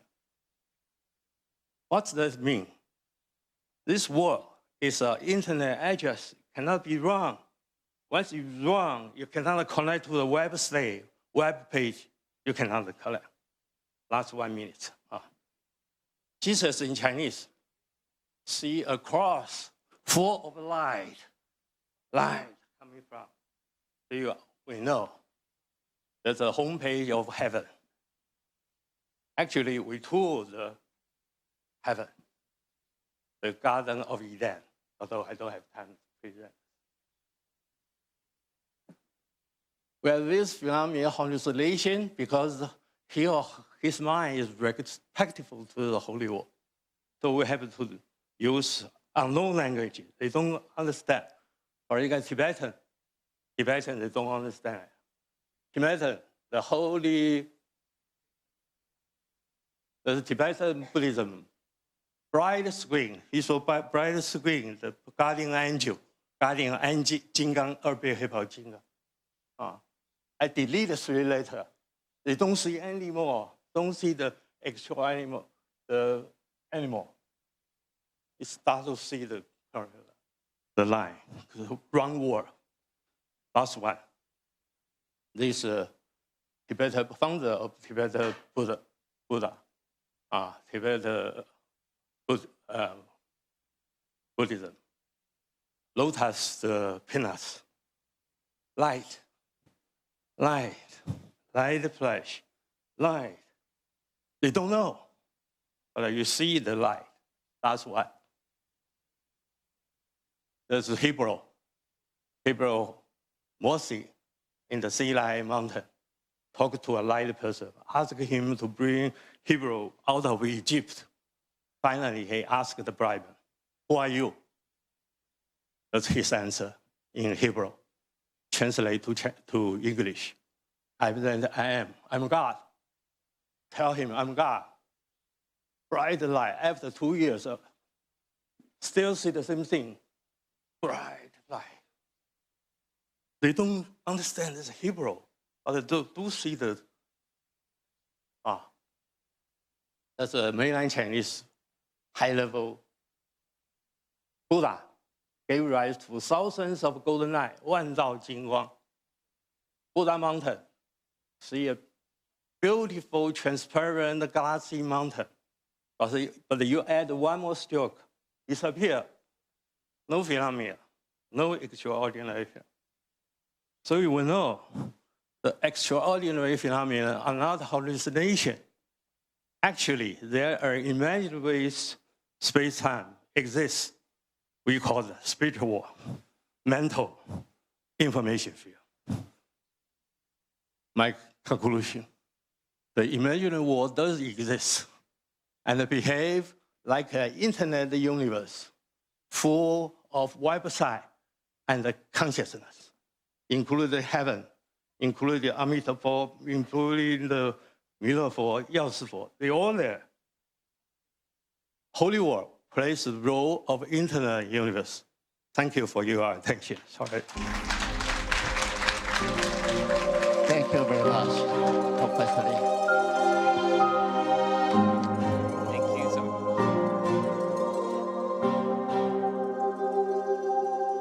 Okay, now we are going to have a group picture, so please don't move.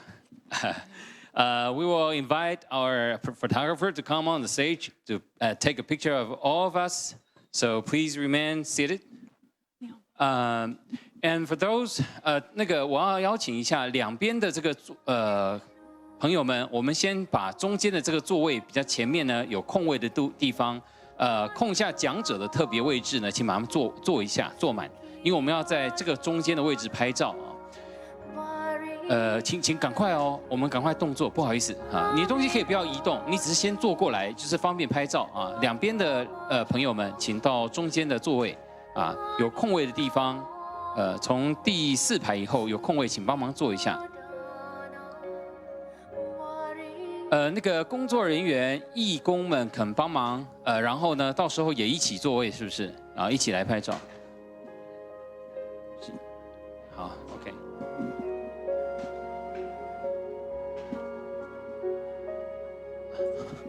法师们也可以赶快有空位的话，也可以赶快坐进来。这前面还有一个。有空位的话。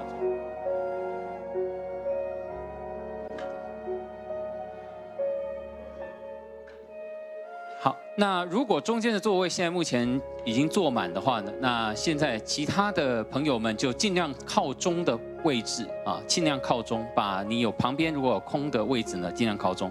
We sitting more closely to the center, so our photographers they can take beautiful pictures for us.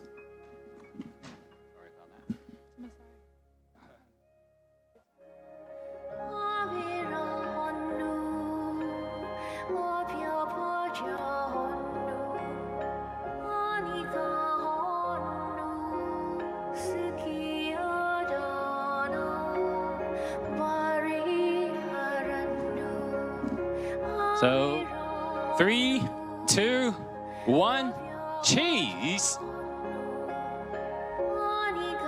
Oh, not yet. Okay, hurry up.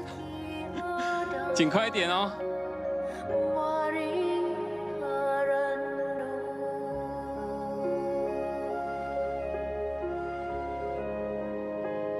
Okay, the magic moment is coming.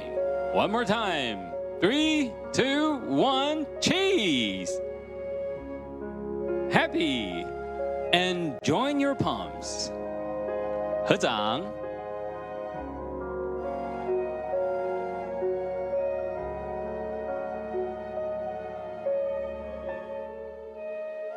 好了吗？ Excellent. Thank you.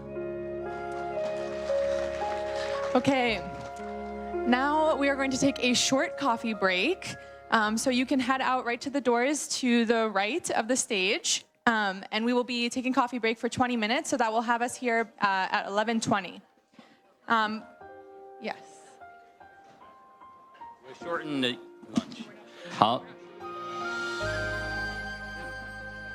请大家在11点20分以前回到座位上。我们有茶点就备在外边啊，待会简单的喝过茶啊，喝过咖啡就可以回到座位。提醒您，我们在场内是不可以喝水，还有用食物的。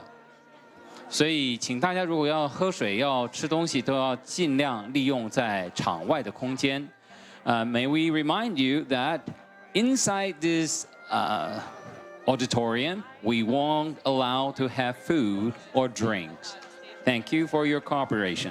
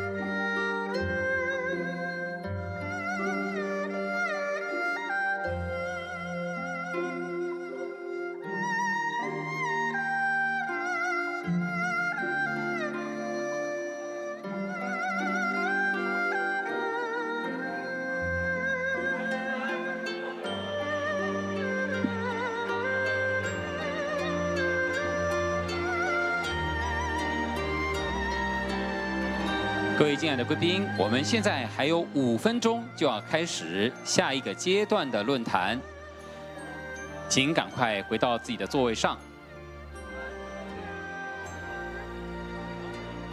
All the distinguished guests, please return to your seat. Within about 4 minutes, we are going to begin our next section. Thank you.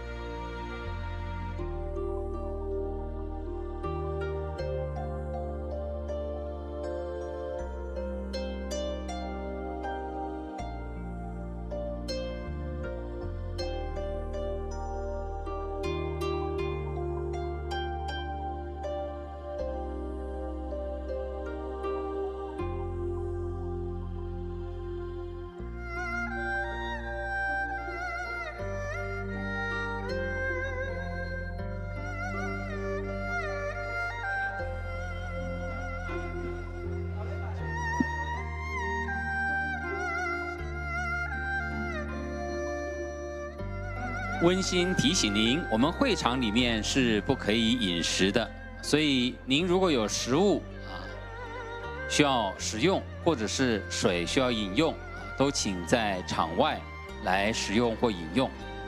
May we remind you that we will not allow any food or beverage in this conference hall. Thank you for your cooperation. All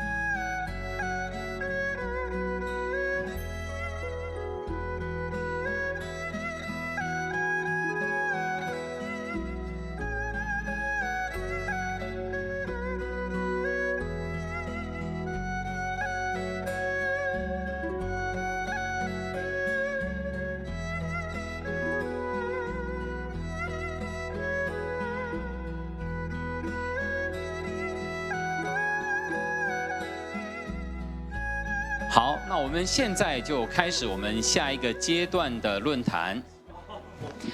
right, everybody, we're going to start our next panel or next talk. Okay, please be seated.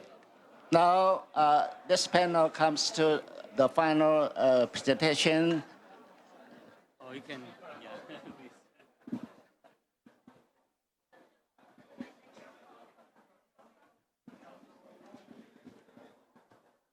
Okay, so now this panel comes to the final presentation by Professor Yue Jiandong. He is a professor and specialist in Buddhist studies and psychology. Yeah, So, Professor Yue.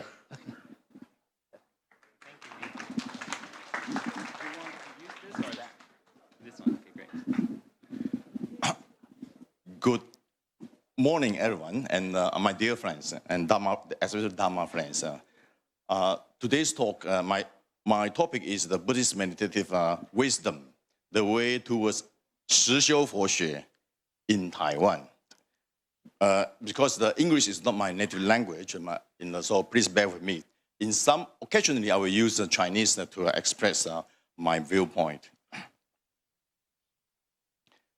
First, the proposal of 实修佛学, quite difficult for me to translate in very accurate in English.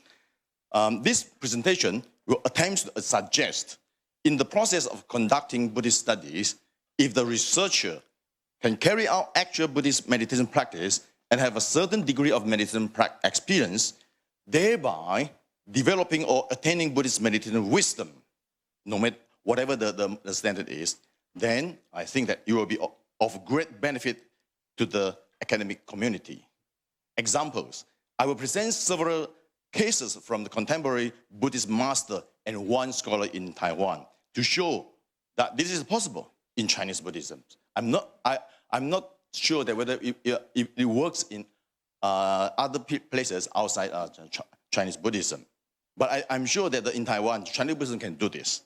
I argue that Buddhist meditative wisdom is very important to for Buddhist studies, as it goes with the purpose of beneficial to others and drives the concern of reducing suffering and attaining happiness. This type of studies, called 实修佛学, can make wholesome contribution to the society and help to achieve traditional Buddhist focus for the purification of beings. This is a quotation from the Pali text. For the overcoming of sorrow and lamentation, for the disappearance of pain and grief. Now, I would like to make a definition for my 实修佛学. The first is Buddhist studies in meditation contemplation. In Chinese, it's called 实际禅修的佛学研究. In red color, 实修佛学. When exploring topics related to Buddhist practice and doctrines, the researcher is also engaged in actual standard practice, such as Sila, Samadhi, and Prajna, 戒定慧, and has a certain level of meditative experience. The next one is 实务弘修的佛学, also 实修佛学. Buddhist studies in pragmatic issues. When exploring pragmatic issues, who are not doing the Buddhist meditation, who are not doing the Buddhist study for the topic of meditation, but for the social science and arts and humanity, etc. For example, like literature and history, researchers should engage in Buddhist practice and have certain level of meditative experience. Thirdly, 实用跨修的佛学研究, also 实修佛学. Interdisciplinary Buddhist studies, when conducting cross-field dialogue or interdisciplinary researchers, such as Buddhism and psychology. We have talked about this quite a number of times this morning. Researchers engage their own meditative practice experience in order to enhance co-application for more profoundly. Well, you see, I repeat again and again, engaging in real practice and gaining meditative experience. Why? Why these are needed? Because it is in order to develop Buddhist meditative wisdom. Buddhist studies with Buddhist meditative wisdom can help to solve the social problems in effective ways and make sense of the close interdisciplinary studies. A background discussion. Many years ago, when I was in England, pursuing my PhD study, I read a book called Buddhist Theology, published in 2000, the year 2000. In this book, a very important question was raised, saying that the theologians do not have any worry about keeping a distance from the religion. Why should Buddhologists? At that time, many of my friends, even my teachers, they are not encouraging people to talk about their practice. It seems that if you're talking about your practice, Buddhist practice, if you have anything to do with the practice, your research will not be objective. Well, shall we develop Buddhist theology in this book? The answer, of course, is definitely. My answer is also the same. Yes. And now, passing 24 years past, I think that 实修佛学 might be one good option. So I changed the original title of the book is Buddhist theology, but this theory is still theo. So I changed this into the Buddhist Buddhologies. In Sanskrit or Pali, it's called Bhavanalogy.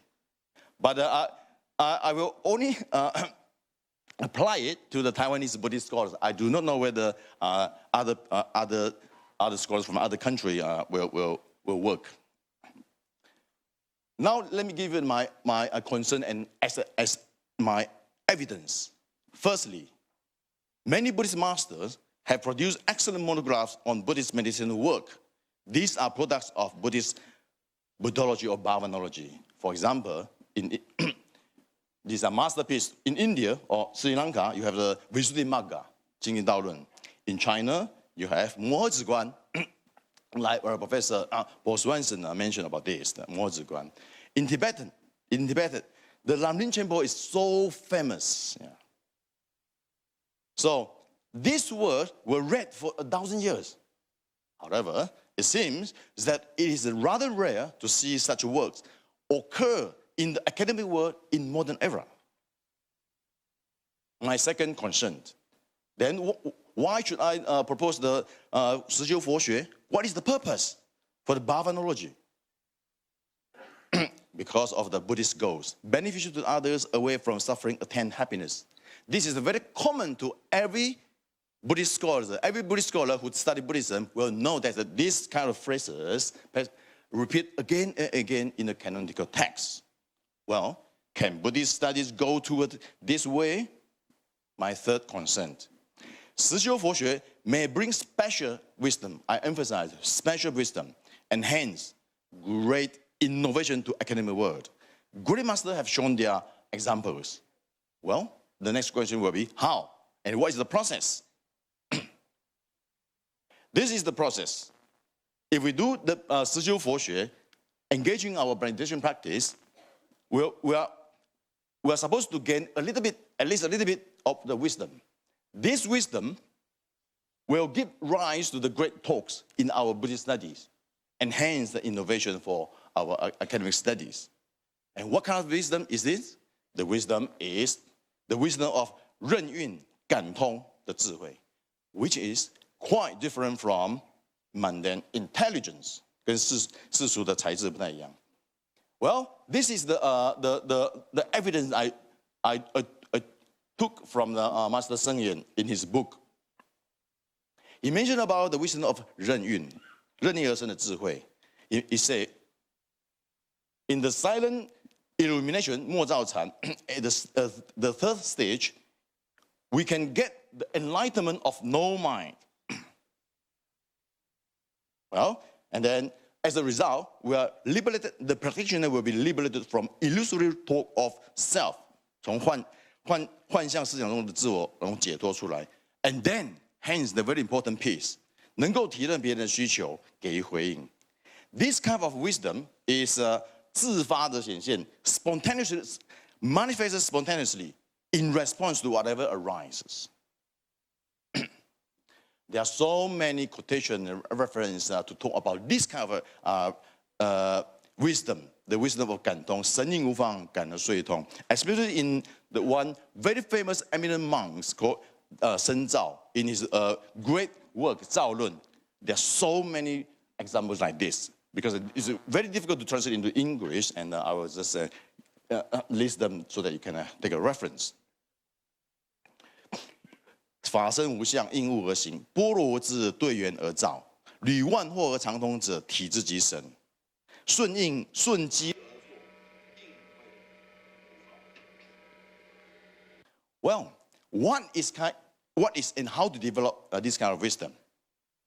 In fact, in Taiwan, this issue has been discussed 20 years ago in one article below, which is written by the 赖鹏举老师 in 2004.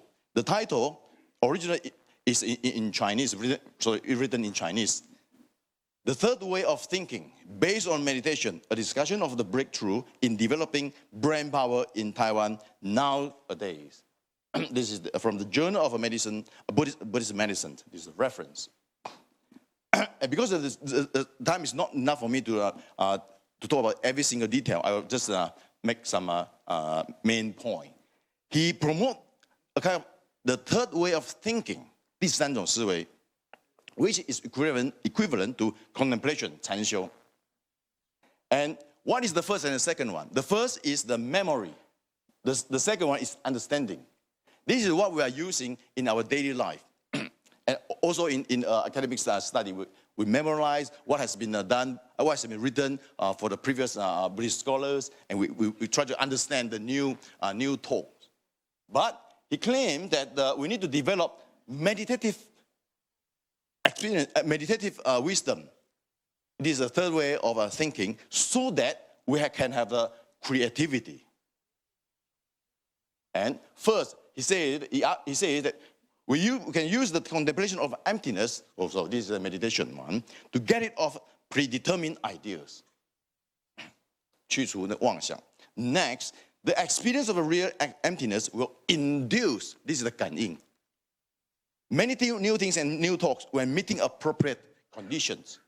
Because this is one of the principles of a dependent origination, 缘起而感应出来. Well, so many teaching are talking about this. For example, the Shen Zhao also mentioned, wisdom is not knowing. Hence, the function of knowing profoundly. 般若无知却有很大的大用. How to put it in practice? First, in the traditional way, concentrated mind, 用指的方式, in order to get rid of the distracting talks. Following this, we need to develop insight mind. The insight mind with the effect to illuminate everything. Together, both of them, the memory and understanding, these are the two ways, ordinary way of thinking, will now turn into the great use. Well, the example of this kind of great use of wisdom is also seen in contemporary Buddhism master. For example, Master Cai Xu and Master Sheng Yuan and Master Zhiyu Lao Zhang. Master Cai Xu, at the age of 19, he got the enlightened experience. I'm not going to go into detail of his enlightened experience, just to let you know that he got enlightened. As a result, this is a very, much more important one, difficult and unexplainable Buddhist problems or questions are all solved at this time. And the mind is crystal clear, without any hindrance. The Buddhist teaching I have learned, according to Master Cai Xu, in the past, as well as the secular words, knowledge, and texts outside the teachings can all be used at will. 大用, 缘起的大用. He also had the second time of the enlightened experience. Also the same result, that after he got enlightened, the doctrine of the very profound Neng Yan doctrine, or the Wei Si mere consciousness, emerged as in front of the eyes. Well, when we see, as you can see, Master Cai Xu's so-called academic achievement in his later achievement, represented by the complete collection of the Master Cai Xu, 太虚大师全书, 代表他的整个学问的成就, with more than 7 million words in 64 volumes, have gone beyond a lot of the many scholars. Next, I will give some examples that the master I have met in person, Lamadra Mountain, Master Sheng Yuan, when I was a graduate student in the Zhonghua Institute of Buddhist Studies. I'll give you my real experience. According to one report, that the Master Sheng Yuan got his experience at the age of 28. In one occasion, the Master Ling Yuan Lao Sang gave Master Sheng Yuan a striking, enlightening shout, 棒喝. Well, at that time, he got the enlightened experience. And he mentioned that having released a lot of negative emotion, I became very clear about what to do in the future life. What to do in the future life for him? He practiced in seclusion for 6 years. 那个闭关自修. During this practice, he has done a lot of self-cultivation, meditation, reading and studying a lot of canonical texts. So at that time, he got deep into the roots of Buddhist thoughts. Again, his academic achievements are represented by the 108 volumes of the complete collection of the Dharma drums, 法鼓全集108册.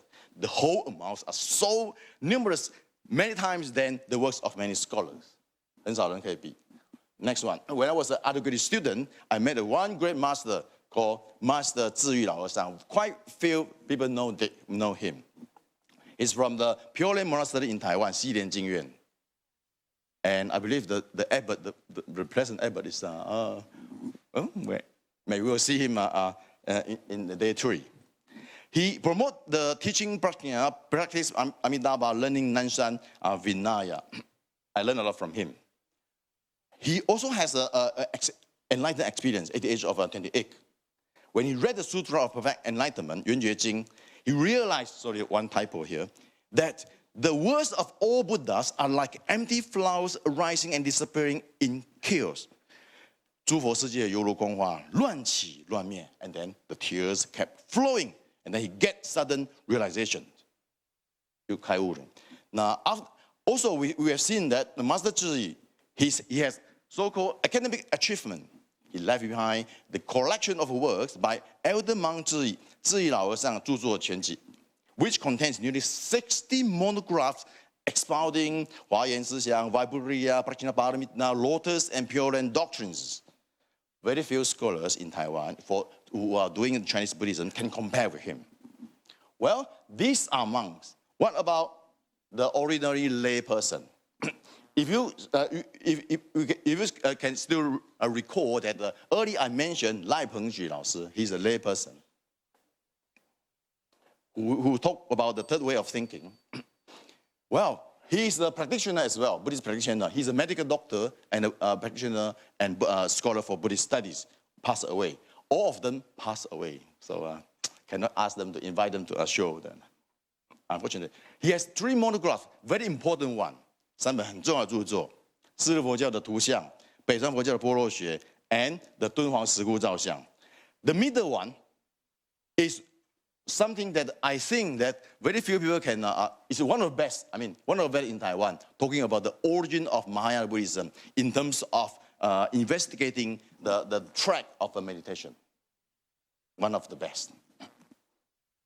Apart from this, because he's a medical doctor, he also use his Buddhist meditation wisdom to develop a very nice solution to try to improve or cure the hepatitis B virus. 他用他的这个佛教的智慧呢，结合他的医学呢，发展出一个非常厉害的中药的处理方式，处理肝炎。So use Buddhist doctrine. This doctrine comes from the my only school one, 就是唯识的 the doctrine of the seed, 种子六义 and the Vasana doctrine, the perfume doctrine. Use the Buddhist meditation wisdom to combine with his Chinese and Western medicine background and make an innovation treatment for hepatitis. I'm not going to go into details for this, his argument and proof. Now, let me come to my conclusion. The possibility of a 实修佛学 is based on the condition that Buddhist researchers themselves implement self-cultivation, 你要有修行自修, carry out meditation practice, and develop prajna wisdom. Referring to the example of the predecessors, the master I have mentioned, on top of a professional academic training, 实修佛学 may lead to academic breakthrough. This is not to say that we are going to replace the mainstream Buddhist scholarship, because traditionally Buddhist scholarship or academic is a mature knowledge system to preserve very profound culture and knowledge. Still the most important method at present. So the role of a 实修佛学 is trying to assist mainstream Buddhist studies, hopes to develop the third way of thinking. The third way of thinking is meditation plus prajna. This is very rich in the Eastern cultural system. Why I'm proposing this? Because the principal purpose of 实修佛学 is to go along with the Buddhist goals, beneficial to others, away from suffering. And we can see a lot of this kind of a sentence appear in the text. For example, Satipatthana Sutta. Well, can the 实修佛学 make contribution for this? The purification of beings? 有可能吗？灭苦吗？ I think so. Because the time is up. Let me try to finish it in these 3 slides. Because this concern is very, very important. These concerns claim that those who are academics with a real mission, traditionally in Chinese or Taiwanese context, are expected to use profound knowledge and wisdom to really study major issues and solve human or social problems. And I believe that 实修佛学 can help. Just like the 张载 为天地立心，为生民立命，为往生继绝学，为万世开太平. A lot of people forget this. It is exactly in this sense that I would argue that Buddhist meditation wisdom is better than artificial intelligence. BMW is better than AI. Thank you very much. Thank you so much, Dr. Yue. Okay, so now we will slowly invite all the speakers who just spoke up alongside with the moderator. We're going to pull out some chairs and you can get settled. While they're getting settled, I'm just going to take a moment to introduce in detail our new initiative, Global Buddhism and AI Partnership. So this has 3 parts that I want to talk about. The first is about a new alliance. So Wooden Fish Foundation is proud to announce the establishment of this partnership at this summit. Esteemed organizations such as the International Wooden Fish Foundation, the World Buddhism Union, and the Unlimited Lights Chinese Culture Academy have already joined this collaborative endeavor. With a 5-year membership, the partnership aims to foster a deeper understanding of AI's impact on the world. By joining, you will gain access to the latest developments in AI research and applications. 利用这个时间，要为大家介绍全球佛教与 AI 联盟。全球佛教与 AI 联盟是由木鱼基金会发起利用这一次的峰会我们将成立全球佛教与 AI 联盟。目前已经参加的组织委员有国际木鱼基金会世界佛教联合会、中华无尽灯文化学会。联盟会员资格为5年，详细的章程我们会逐渐的来完备。期待在大家加入联盟之后呢，我们一起来关注 AI 在全世界的进展。我们将提供给大家最新的 AI 近况发展的情形。也请大家如果对这件事情是有兴趣的，想要参加，可以个人报名或者是团体报名，报名表都在我们的报道处可以领取。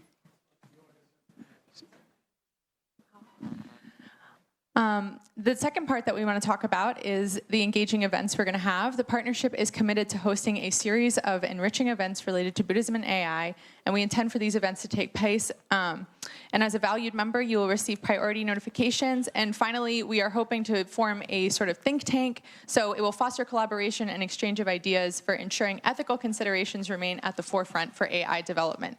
Now I will pass off the mic to our moderator. Oh, they already have one. And we'll get started.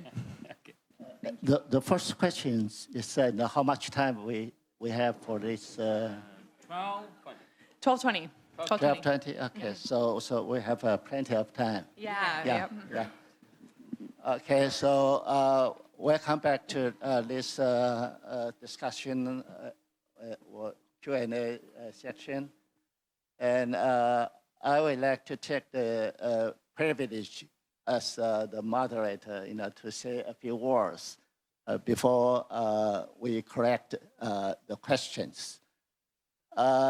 And I will start from the last presentation by Professor Yue to reflect or think about the methodological issue for those who study Buddhism or religion.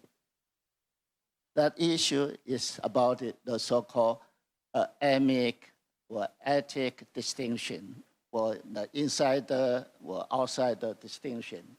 I think that's a very important in this occasion. From the perspective of this issue, then we can come back to all 5 presentations on the topic of this panel, namely, that is about the problem of consciousness in the Buddhist tradition and science. So the first question comes out: is science out of Buddhist tradition or not? Okay, so that is I think is a big question, because in the panelists the presentation we use a lot of knowledge about science. So now I think that will be a very good start to think about, to reflect on this issue. And the second is that I was just briefly to explain the Buddhist attitude toward this issue, namely the issue of amic, ethic, or insider, outsider distinction. When we come to the problem of the science, then we know that in Buddhist tradition, science is called vidya. Vidya, that's a science. And ignorance means avidya, means without knowledge of science. Yeah. So in addition to Buddhist doctrine or Buddhist teaching, we call it the inner science. Then for any Buddhist, particularly for Bodhisattva, they should learn the science of language, the science of medicine, the science of engineering, technique, etc. Yeah, and later, we have more than just 5 kinds of sciences. We have 10 kinds of sciences, 18 kinds of sciences, and nowadays we have the science of AI, etc. So I think that issue is still a living issue. Yeah. So we continue to talk about that issue. Yeah.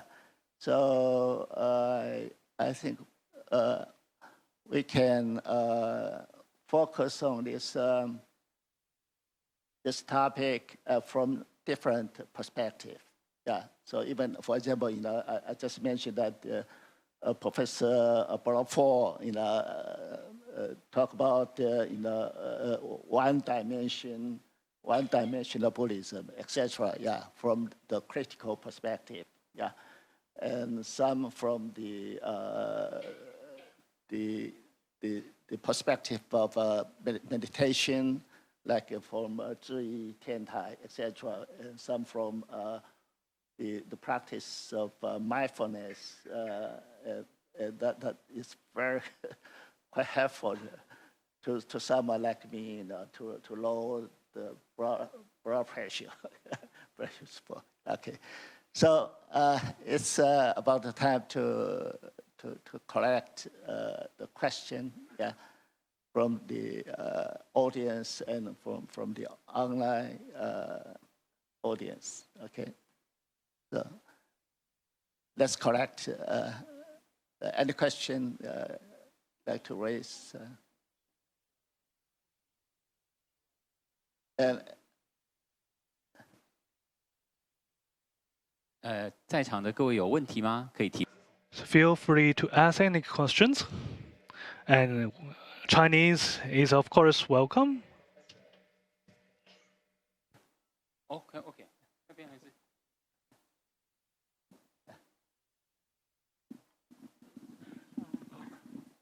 谢谢啊，我讲中。Thank you. I would just speak in Chinese. I saw one of the professors talk about the naturalism. because I'm not so sure about what's naturalism, and I Google online, it says about something very practical. So I would like to know that because we need to develop our brain in order to develop AI. So I've heard that Dr. Yit said that, and also Dr. Ye, you said about the third way of thinking. I took a picture of that, but because of time, you didn't elaborate that much. Maybe you could elaborate more using this time, and or for other speakers, maybe you can help us learn how to make our mind clear so that we can develop AI, make its output more precise. So one is about the meaning of naturalism. I think that perhaps addressed to Professor Bonafort. And the second one is to Professor Yue Jiandong.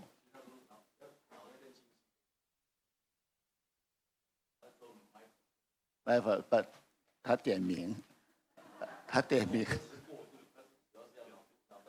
Okay. So yeah, for the second question, about the mindfulness, perhaps you'd like to say more about that. How mindfulness can help us to understand or to use AI, etc. Yeah. So that is the second question. Yeah. So Professor Bonafort, do you like to say? All right. So about the meaning of naturalism, as I say, there are many different definitions, and maybe they boil down to this one, that basically there's only nature, and nature is to be interpreted in physical terms, right? There's kind of physical closure, so-called principle of physical closure, so materialism really. So there's no spiritual reality there, and like what we heard this morning, there's no this double social dimension.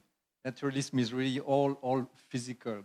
And whereas Buddhism, of course, is in that sense dualistic. It posits, like we heard also this morning, posits a spiritual reality or an invisible reality next to the material one, right? So as Venerable Yefa was saying this morning, there is really, appearances are not all there is, right? There is a higher reality behind the appearance, behind the phenomena, right? What Kant would call the thing in itself, which we cannot, according to Kant, we cannot reach it through because our epistemological limitations, but according to Buddhists, we can, right? We can actually, through practice, break through the veil of phenomena and reach ultimate reality. So those are very different takes, very different ontologies, different paradigms. And I believe that dialogue or reconciliation is not easy between them, because each paradigm claims to explain the whole reality. I mean, Buddhism has a total understanding of reality, and science too claims to have that, but they are not the same, right? And we need to live with these two realities. Science has become the dominant paradigm today. Buddhism used to be, at least in Asia, the dominant paradigm. It's no longer the case, right? So when you see the way, I mean, it's well reflected in the thing. We have Buddhism, consciousness, and then this large scientific AI, right? Seems to completely take over the whole thing. I think this is a problem we have to deal with today. Is Buddhism able to resist this kind of new paradigm? Thank you. So we'll come back to this big issue. Whether Buddhism is dualism or monism, or according to Chinese Buddhism, perhaps they prefer to talk more about Chittamatra, the mind only, or about in anti-Buddhism, that is the mind is a kind of paradox of good and evil. Okay, so that's a big issue. We can come back to that again. Now, so we come to the second question, Dr. Locks. Okay. Yeah, thank you. Just a question around how mindfulness can potentially help with AI. I think from my perspective, when I was first learning what mindfulness was, I often heard about it being like present moment awareness of our thoughts, emotions, physical sensations, but in a non-judgmental way with curiosity and gentleness and acceptance. But then I started to hear more from Buddhist scholars around it, how it has an element of like remembering in it. So for example, the Pali word for mindfulness is sati, and it shares a similar root to the Pali word for arrow, which is sera. And I heard from a Buddhist Thai monk how back in the time of the Buddha, the bow and arrow was the fastest weapon available. And mindfulness is like an arrow bringing our wisdom to this present moment. So wherever we get our wisdom from, whether it's from AI or wise Buddhists or from our own hard-fought experience, it doesn't really matter if we have it unless we bring it into this present moment.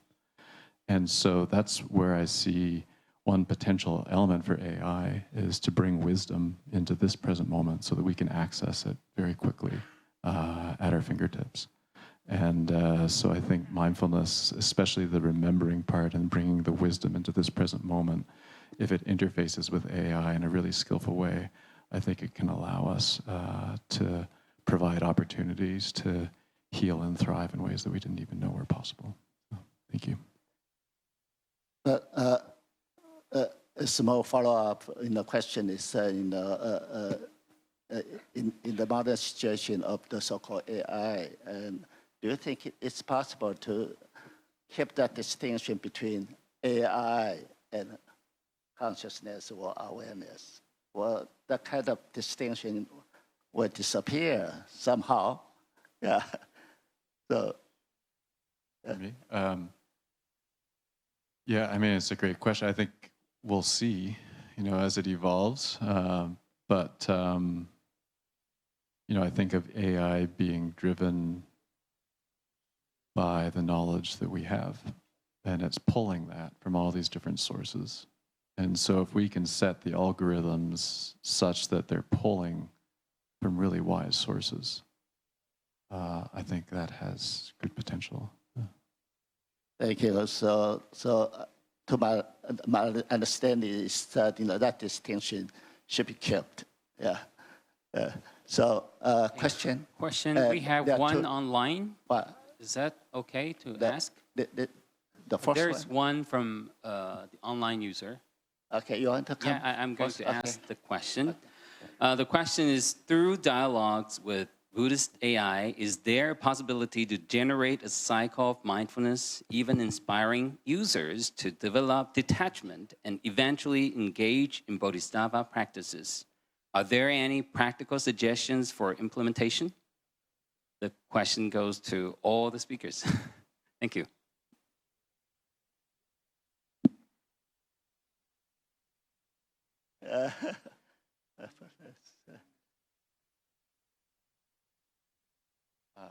So the question around, can mindfulness almost help with creating like a cycle that it would interact with AI to provide sort of immediate feedback?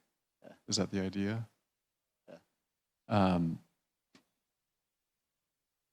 Yeah, I mean. Yeah, I think that's the idea. Yeah, yeah. So, thinking of the presentation by the past president of the University of Taiwan, where we maybe know 4% of what's out there. And so can AI help us tap in, maybe through biomonitoring, for example, and the different devices that are able to tap into how our body and mind are doing in ways that we might not consciously know through our senses? Can we think of folks who are having maybe a mental crisis, for example, and needing help like immediately? And if they had something in their pocket attached to AI that could give them advice that is matched to their current mental and physical state, that is really infused by wisdom, could that sort of create these cycles? And I think that's where some of the potential for AI can come, is to be able to tap into things that we can't currently sense, and then to tap into a lot of different domains of wisdom. So for me, I'm highly fairly highly trained in the Vietnamese tradition of Thich Nhat Hanh, and it's a wonderful tradition. And there's all these other Buddhist traditions that even today, hearing about the value of clarity with enlightenment, for example, that provides a very helpful distinction to me that I haven't been aware of. And so can AI be tapping into all that and then matching it to our current needs in ways that we might not even know we have? Because this question is addressed to all the panelists. I think Professor Lee is an expert on AI. Perhaps he would like to say something. Okay. Many people worry about the AI, artificial intelligence. Afraid it developed to a stage they can oversee the human's consciousness. Okay. But even generative AI right now is data collecting analysis. It's not human consciousness. Human consciousness, to my mind, is a quantum phenomenon. When only you get into quantum phenomenon, then you start to generate real consciousness. No problem. But the only thing I warn is the quantum computer based on qubit, Josephson junction, is using quantum phenomena. So they have consciousness embedded inside the quantum computer. And this will become great, when the quantum computation start, it will generate consciousness more than, much better, much wiser than the human consciousness. Then this will be the problem. But not this hardware, this generative AI. Don't worry. But the quantum computer, that's dangerous, very dangerous. Although that's dangerous, but according to you as a scientist, do you think that kind of quantum AI will come in? Takes some time. But it's coming. That's dangerous. Okay. But we have a method to counter it. Okay. Once you know the consciousness of quantum phenomena, you can use quantum mechanics against those. I know it. Use your consciousness, human consciousness, get into the computer's core. Okay. Yeah. Okay. Like virus, you can. Thank you. Yeah. Thank you. Yeah, a big question, important. So, the question, yeah. So the third row, you, yes. You.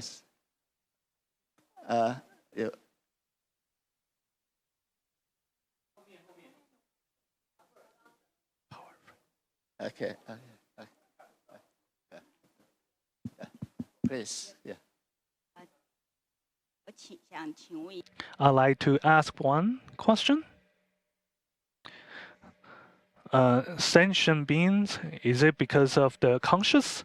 Then is it AI with emotion and sentient? And with the karma in the Buddhism? In the future, how AI will address karma and sentient beings with Buddhism? Particularly in the quantum AI, is quantum AI a sentient being like us? Yeah, if yes, then of course the quantum AI will produce karma and good karma or bad karma. We don't know. Yeah, so that is the same question. That could happen because it's based on quantum mechanics, the Josephson junction, already building consciousness inside quantum computer. So that's dangerous. I believe it's very dangerous. You have to develop your consciousness to counter this danger. Okay, I think to my knowledge, I think in early Mahayana Buddhism, for example, particularly in Nagarjuna's literature, he did mention the so-called the transformative person, 化人, the people that is produced by certain kind of transmission. So, well, we can come back to that issue again to talk about that. Yeah, and I know that many colleagues sitting here are also very interested in quantum theory and the philosophy of mind in Buddhism. Yeah, perhaps we can get more feedback on this topic. Yeah. Okay. Yes, okay. Thank you for this interesting panel. A researcher from MIT, I study human and AI interaction. One thing that we know is that AI doesn't need to be sentient to convince human that it is sentient, right? There is a problem of a simulacrum, that something can be a simulation is so real that we can no longer tell the difference. So I think the question that I have is, when you say that Buddhism, rely on this sort of additional layer to the current physical reality, how do we differentiate sort of the spiritual layer from the simulation that we simulate in ourselves? Like, how do we not get fooled by our own illusion, believing there is a need, or humans always need additional thing, right? We want to be feel special. We want to sort of feel that we tap into something that no one else had tapped into. How do we understand this greater layer of reality beyond the limitation of science, but not fooling ourselves?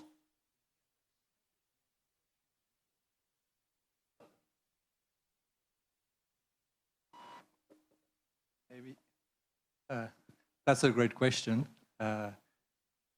So the earlier question was, are we going to be able to raise AI to the level of consciousness? And I think maybe that's the wrong approach. I think we should take it from the other hand. Are we going to find out that actually what we used to think human consciousness, so different from anything, is actually just another form of artificial intelligence, right? Or can be reduced to a number of data and so on, right? So that's very dangerous. That's where we have now this kind of, I would say, fight maybe, right? Or challenge for humanism to endure in the view of what now we call trans or post-humanism, right? Saying that actually there is no consciousness. Human consciousness is just an illusion. This is what, for example, recently the late Daniel Dennett, philosopher, just passed away, right? Argued that we actually have no consciousness. We just have an illusion of consciousness. So in that sense, we are not intelligent. We are not conscious beings. We are just another forms of AI. We are zombies, basically. And I think that's a real danger, not to raise, AI to a higher level of humans, but to reduce humans to a lower level of artificial consciousness. Since many of you talk about the danger, etc., about the future of AI, then I think in my view, perhaps we should talk more about paradox rather than simply just talk about danger. Because, for example, I would like to come back to anti-Buddhism. Professor Paul Swanson talked about the anti-Buddhism about what I use his own word is the identity between good and evil, bright and dark. But in fact, in Chinese character or in Japanese, they talk about soku. That means a kind of paradox. Yeah. So that paradox is when we come to the issue of AI. Then the question becomes that, we spend 1,000 years, but we don't understand ourselves. not to mention our consciousness or mind. But nowadays it seems that we can understand our mind through quantum AI. Yeah, that is kind of project start from MIT a long time ago. Yeah, so that is a paradox. Yeah, so perhaps Paul Swanson, Professor Chantai Paul doesn't Swanson have all the answers. I wonder, instead of answering your question, if I could back up more back to your question about science. And I think we need to make a distinction between science and technology. And so science is a method for gaining clarity and answers through experiments that can be reproduced at any time, right? It's not a way of attaining all the answers for everything. And AI is more a matter of technology, where you've got this gradual accumulation of data and computing power so that eventually it seems to mimic what is happening in the human mental process. And the problem is, well, it mimics it, but we still don't understand what's happening in the human process. And so the question of whether AI is able, is the same or different than human consciousness is really a question that we're not ready to answer yet. Thank you. The question. Yes. 这边有2个问题哈，第一个问题就 I have 2 questions. We as human, we have mindfulness. AI in the future, can AI be mindfulness? Or they can have this mindfulness like human beings? 自治的问题啊。 So, and also about the finger reading. So you talked about the potential consciousness of AI in quantum field. So with that, a kind of quantum AI can also do finger reading, for example?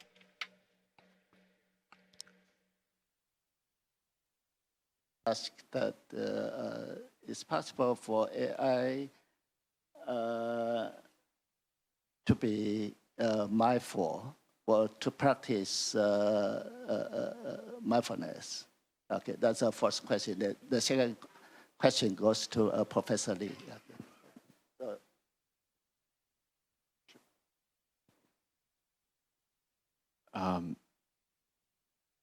So is it possible for AI to practice mindfulness?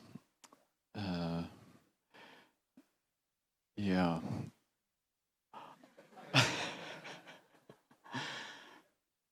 So if we think of, mindfulness as being, say, present moment awareness of our thoughts, emotions, physical sensations, does AI have thoughts, emotions, physical sensations?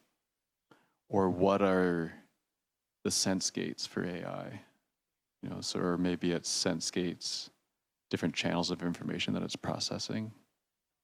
So in that regard, I don't see it, but I'm not an expert in that area. Like, I'm not a scientist really studying that domain. When it comes to the mindfulness element of remembering to bring our wisdom into this present moment, it's possible AI would be even better than humans at that, because we can get all caught up in our emotions or mind wandering.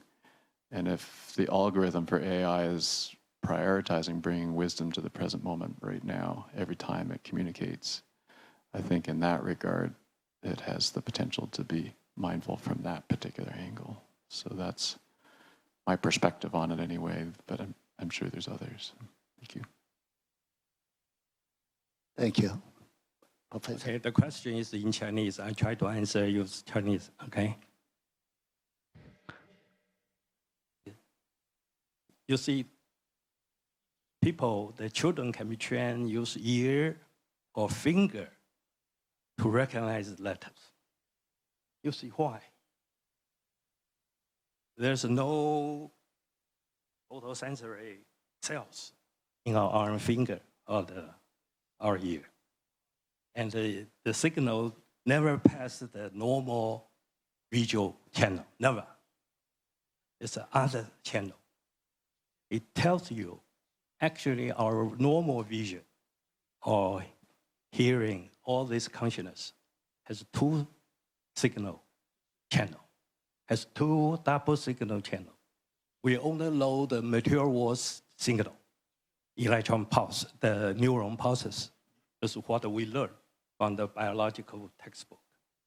But it's wrong, because finger can recognize, ear can recognize the same letter, same color, same shape, but never go through the visual channel, never, or hearing channel, no. It depends on they open the third eye, another physical process to catch the other signal. That's called 觉, what we call the sensory, 觉. So there are two signals. One is the normal material world signal, biological, the neurophysiology tell you those signal. But it's wrong. It's only 50% true, because there's other signal. So you can generate this other signal. You can have the same sensory, finger, ear. You can just touch your screen. You can see the world. Once you know the reason, the physical reason, what happened there, why you generate the third eye, you can do this. Once you know it, you know. If you create the quantum computing robot based on the Josephson junction, it has a sensory, has a consciousness, then it can do the same thing. You can do the finger reading, ear reading, anything reading. You can do it. We have seen a lot of evidence. You can do it. But you have to know the physical mechanism of this. For example, what is the third eye, divine eye? What happened in the brain? You have to measure it and know it. Then you know, why the finger could see the words, why the ear could see the words. They go through the second channel, not the first channel, not the material world. Those neuron pulses, not. That's the other process. It can be done. Okay, I think time's up. Okay. How much time we have? Time's up. Should I wrap it up? Okay. So sorry, we don't have more. We don't have time for more discussion. Yeah, but I will conclude this discussion by referring to a philosopher at UC Berkeley, the colleagues of Professor Robert Shaft, Hubert Dreyfus. He did his dissertation in MIT to argue the impossibility of AI. So that's the reason he was kicked out and moved to Berkeley. And I think that was so many years ago. I think the question is still alive. Yeah, even in the question, even in the more intense condition. So my conclusion is that we should continue to think about, to talk about, to do research on this topic. So thank you, everyone. Thank you, all panelists. Thank you.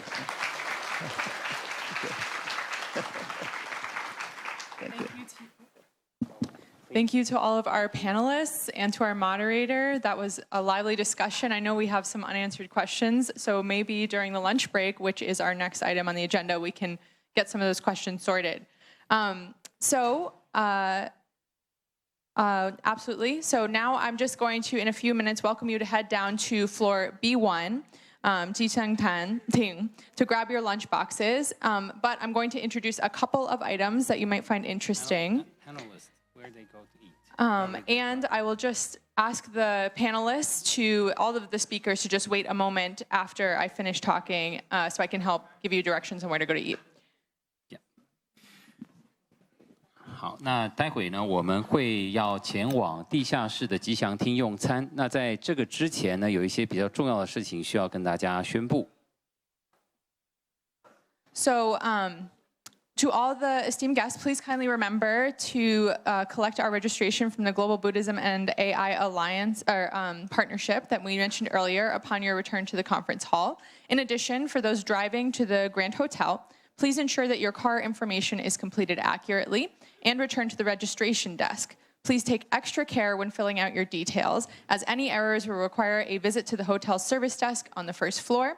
The deadline for returning the form is 3 p.m. on June 21st and 22nd, and 11 a.m. on June 23rd. Please note that this deadline is firm. 好，那请大家在回来议场之前，就是用完餐之后呢，可以到报到处去领取全球佛教与 AI 联盟的报名表，填写之后再缴回报到处啊。如果是自行开车来到圆山大饭店的话，那请务必要把刚刚给大家看到的这一张表格填写清楚啊，上面的资讯呢不能有错误。那如果讯息有错误的话，没有办法取车，请不要担心啊。您到一楼的地方啊，一楼的柜台跟圆山大饭店这一边登记，还是可以处理的。那我们希望大家能够在今天跟明天的下午3点以前，能够把这个表格，如果您有开车的话，会有这张单子缴到我们的报到处，那我们会帮您处理。但是过了这个时间，我们没有办法帮您处理的话呢，就请您要到1楼的柜台处理了。One last item on the list. I know everybody's very hungry, so I'll just say it very quickly. We do have earthquake preparedness information. Wooden Fish Foundation has purchased accident insurance for all summit participants. The Grand Hotel has 3 exits. Besides the main exit, the other 2 lead to the stage and the back utility room, respectively. Everyone is aware of earthquakes. In the event of an earthquake, the emergency exits will be crowded. Please stay where you are and crouch down. Remember to stay away from beams and columns.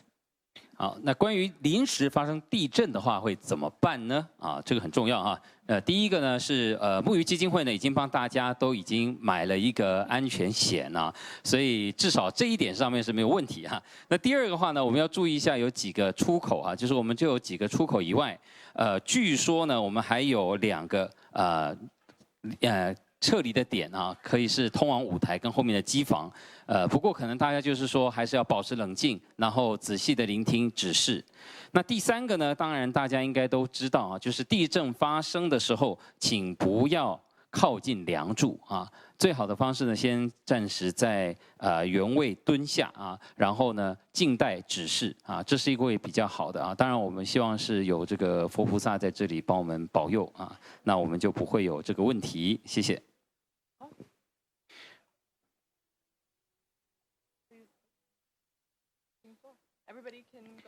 Okay, now it's time for lunch. Please move slowly to the exits. And the speakers, Naomi is going to you. Okay.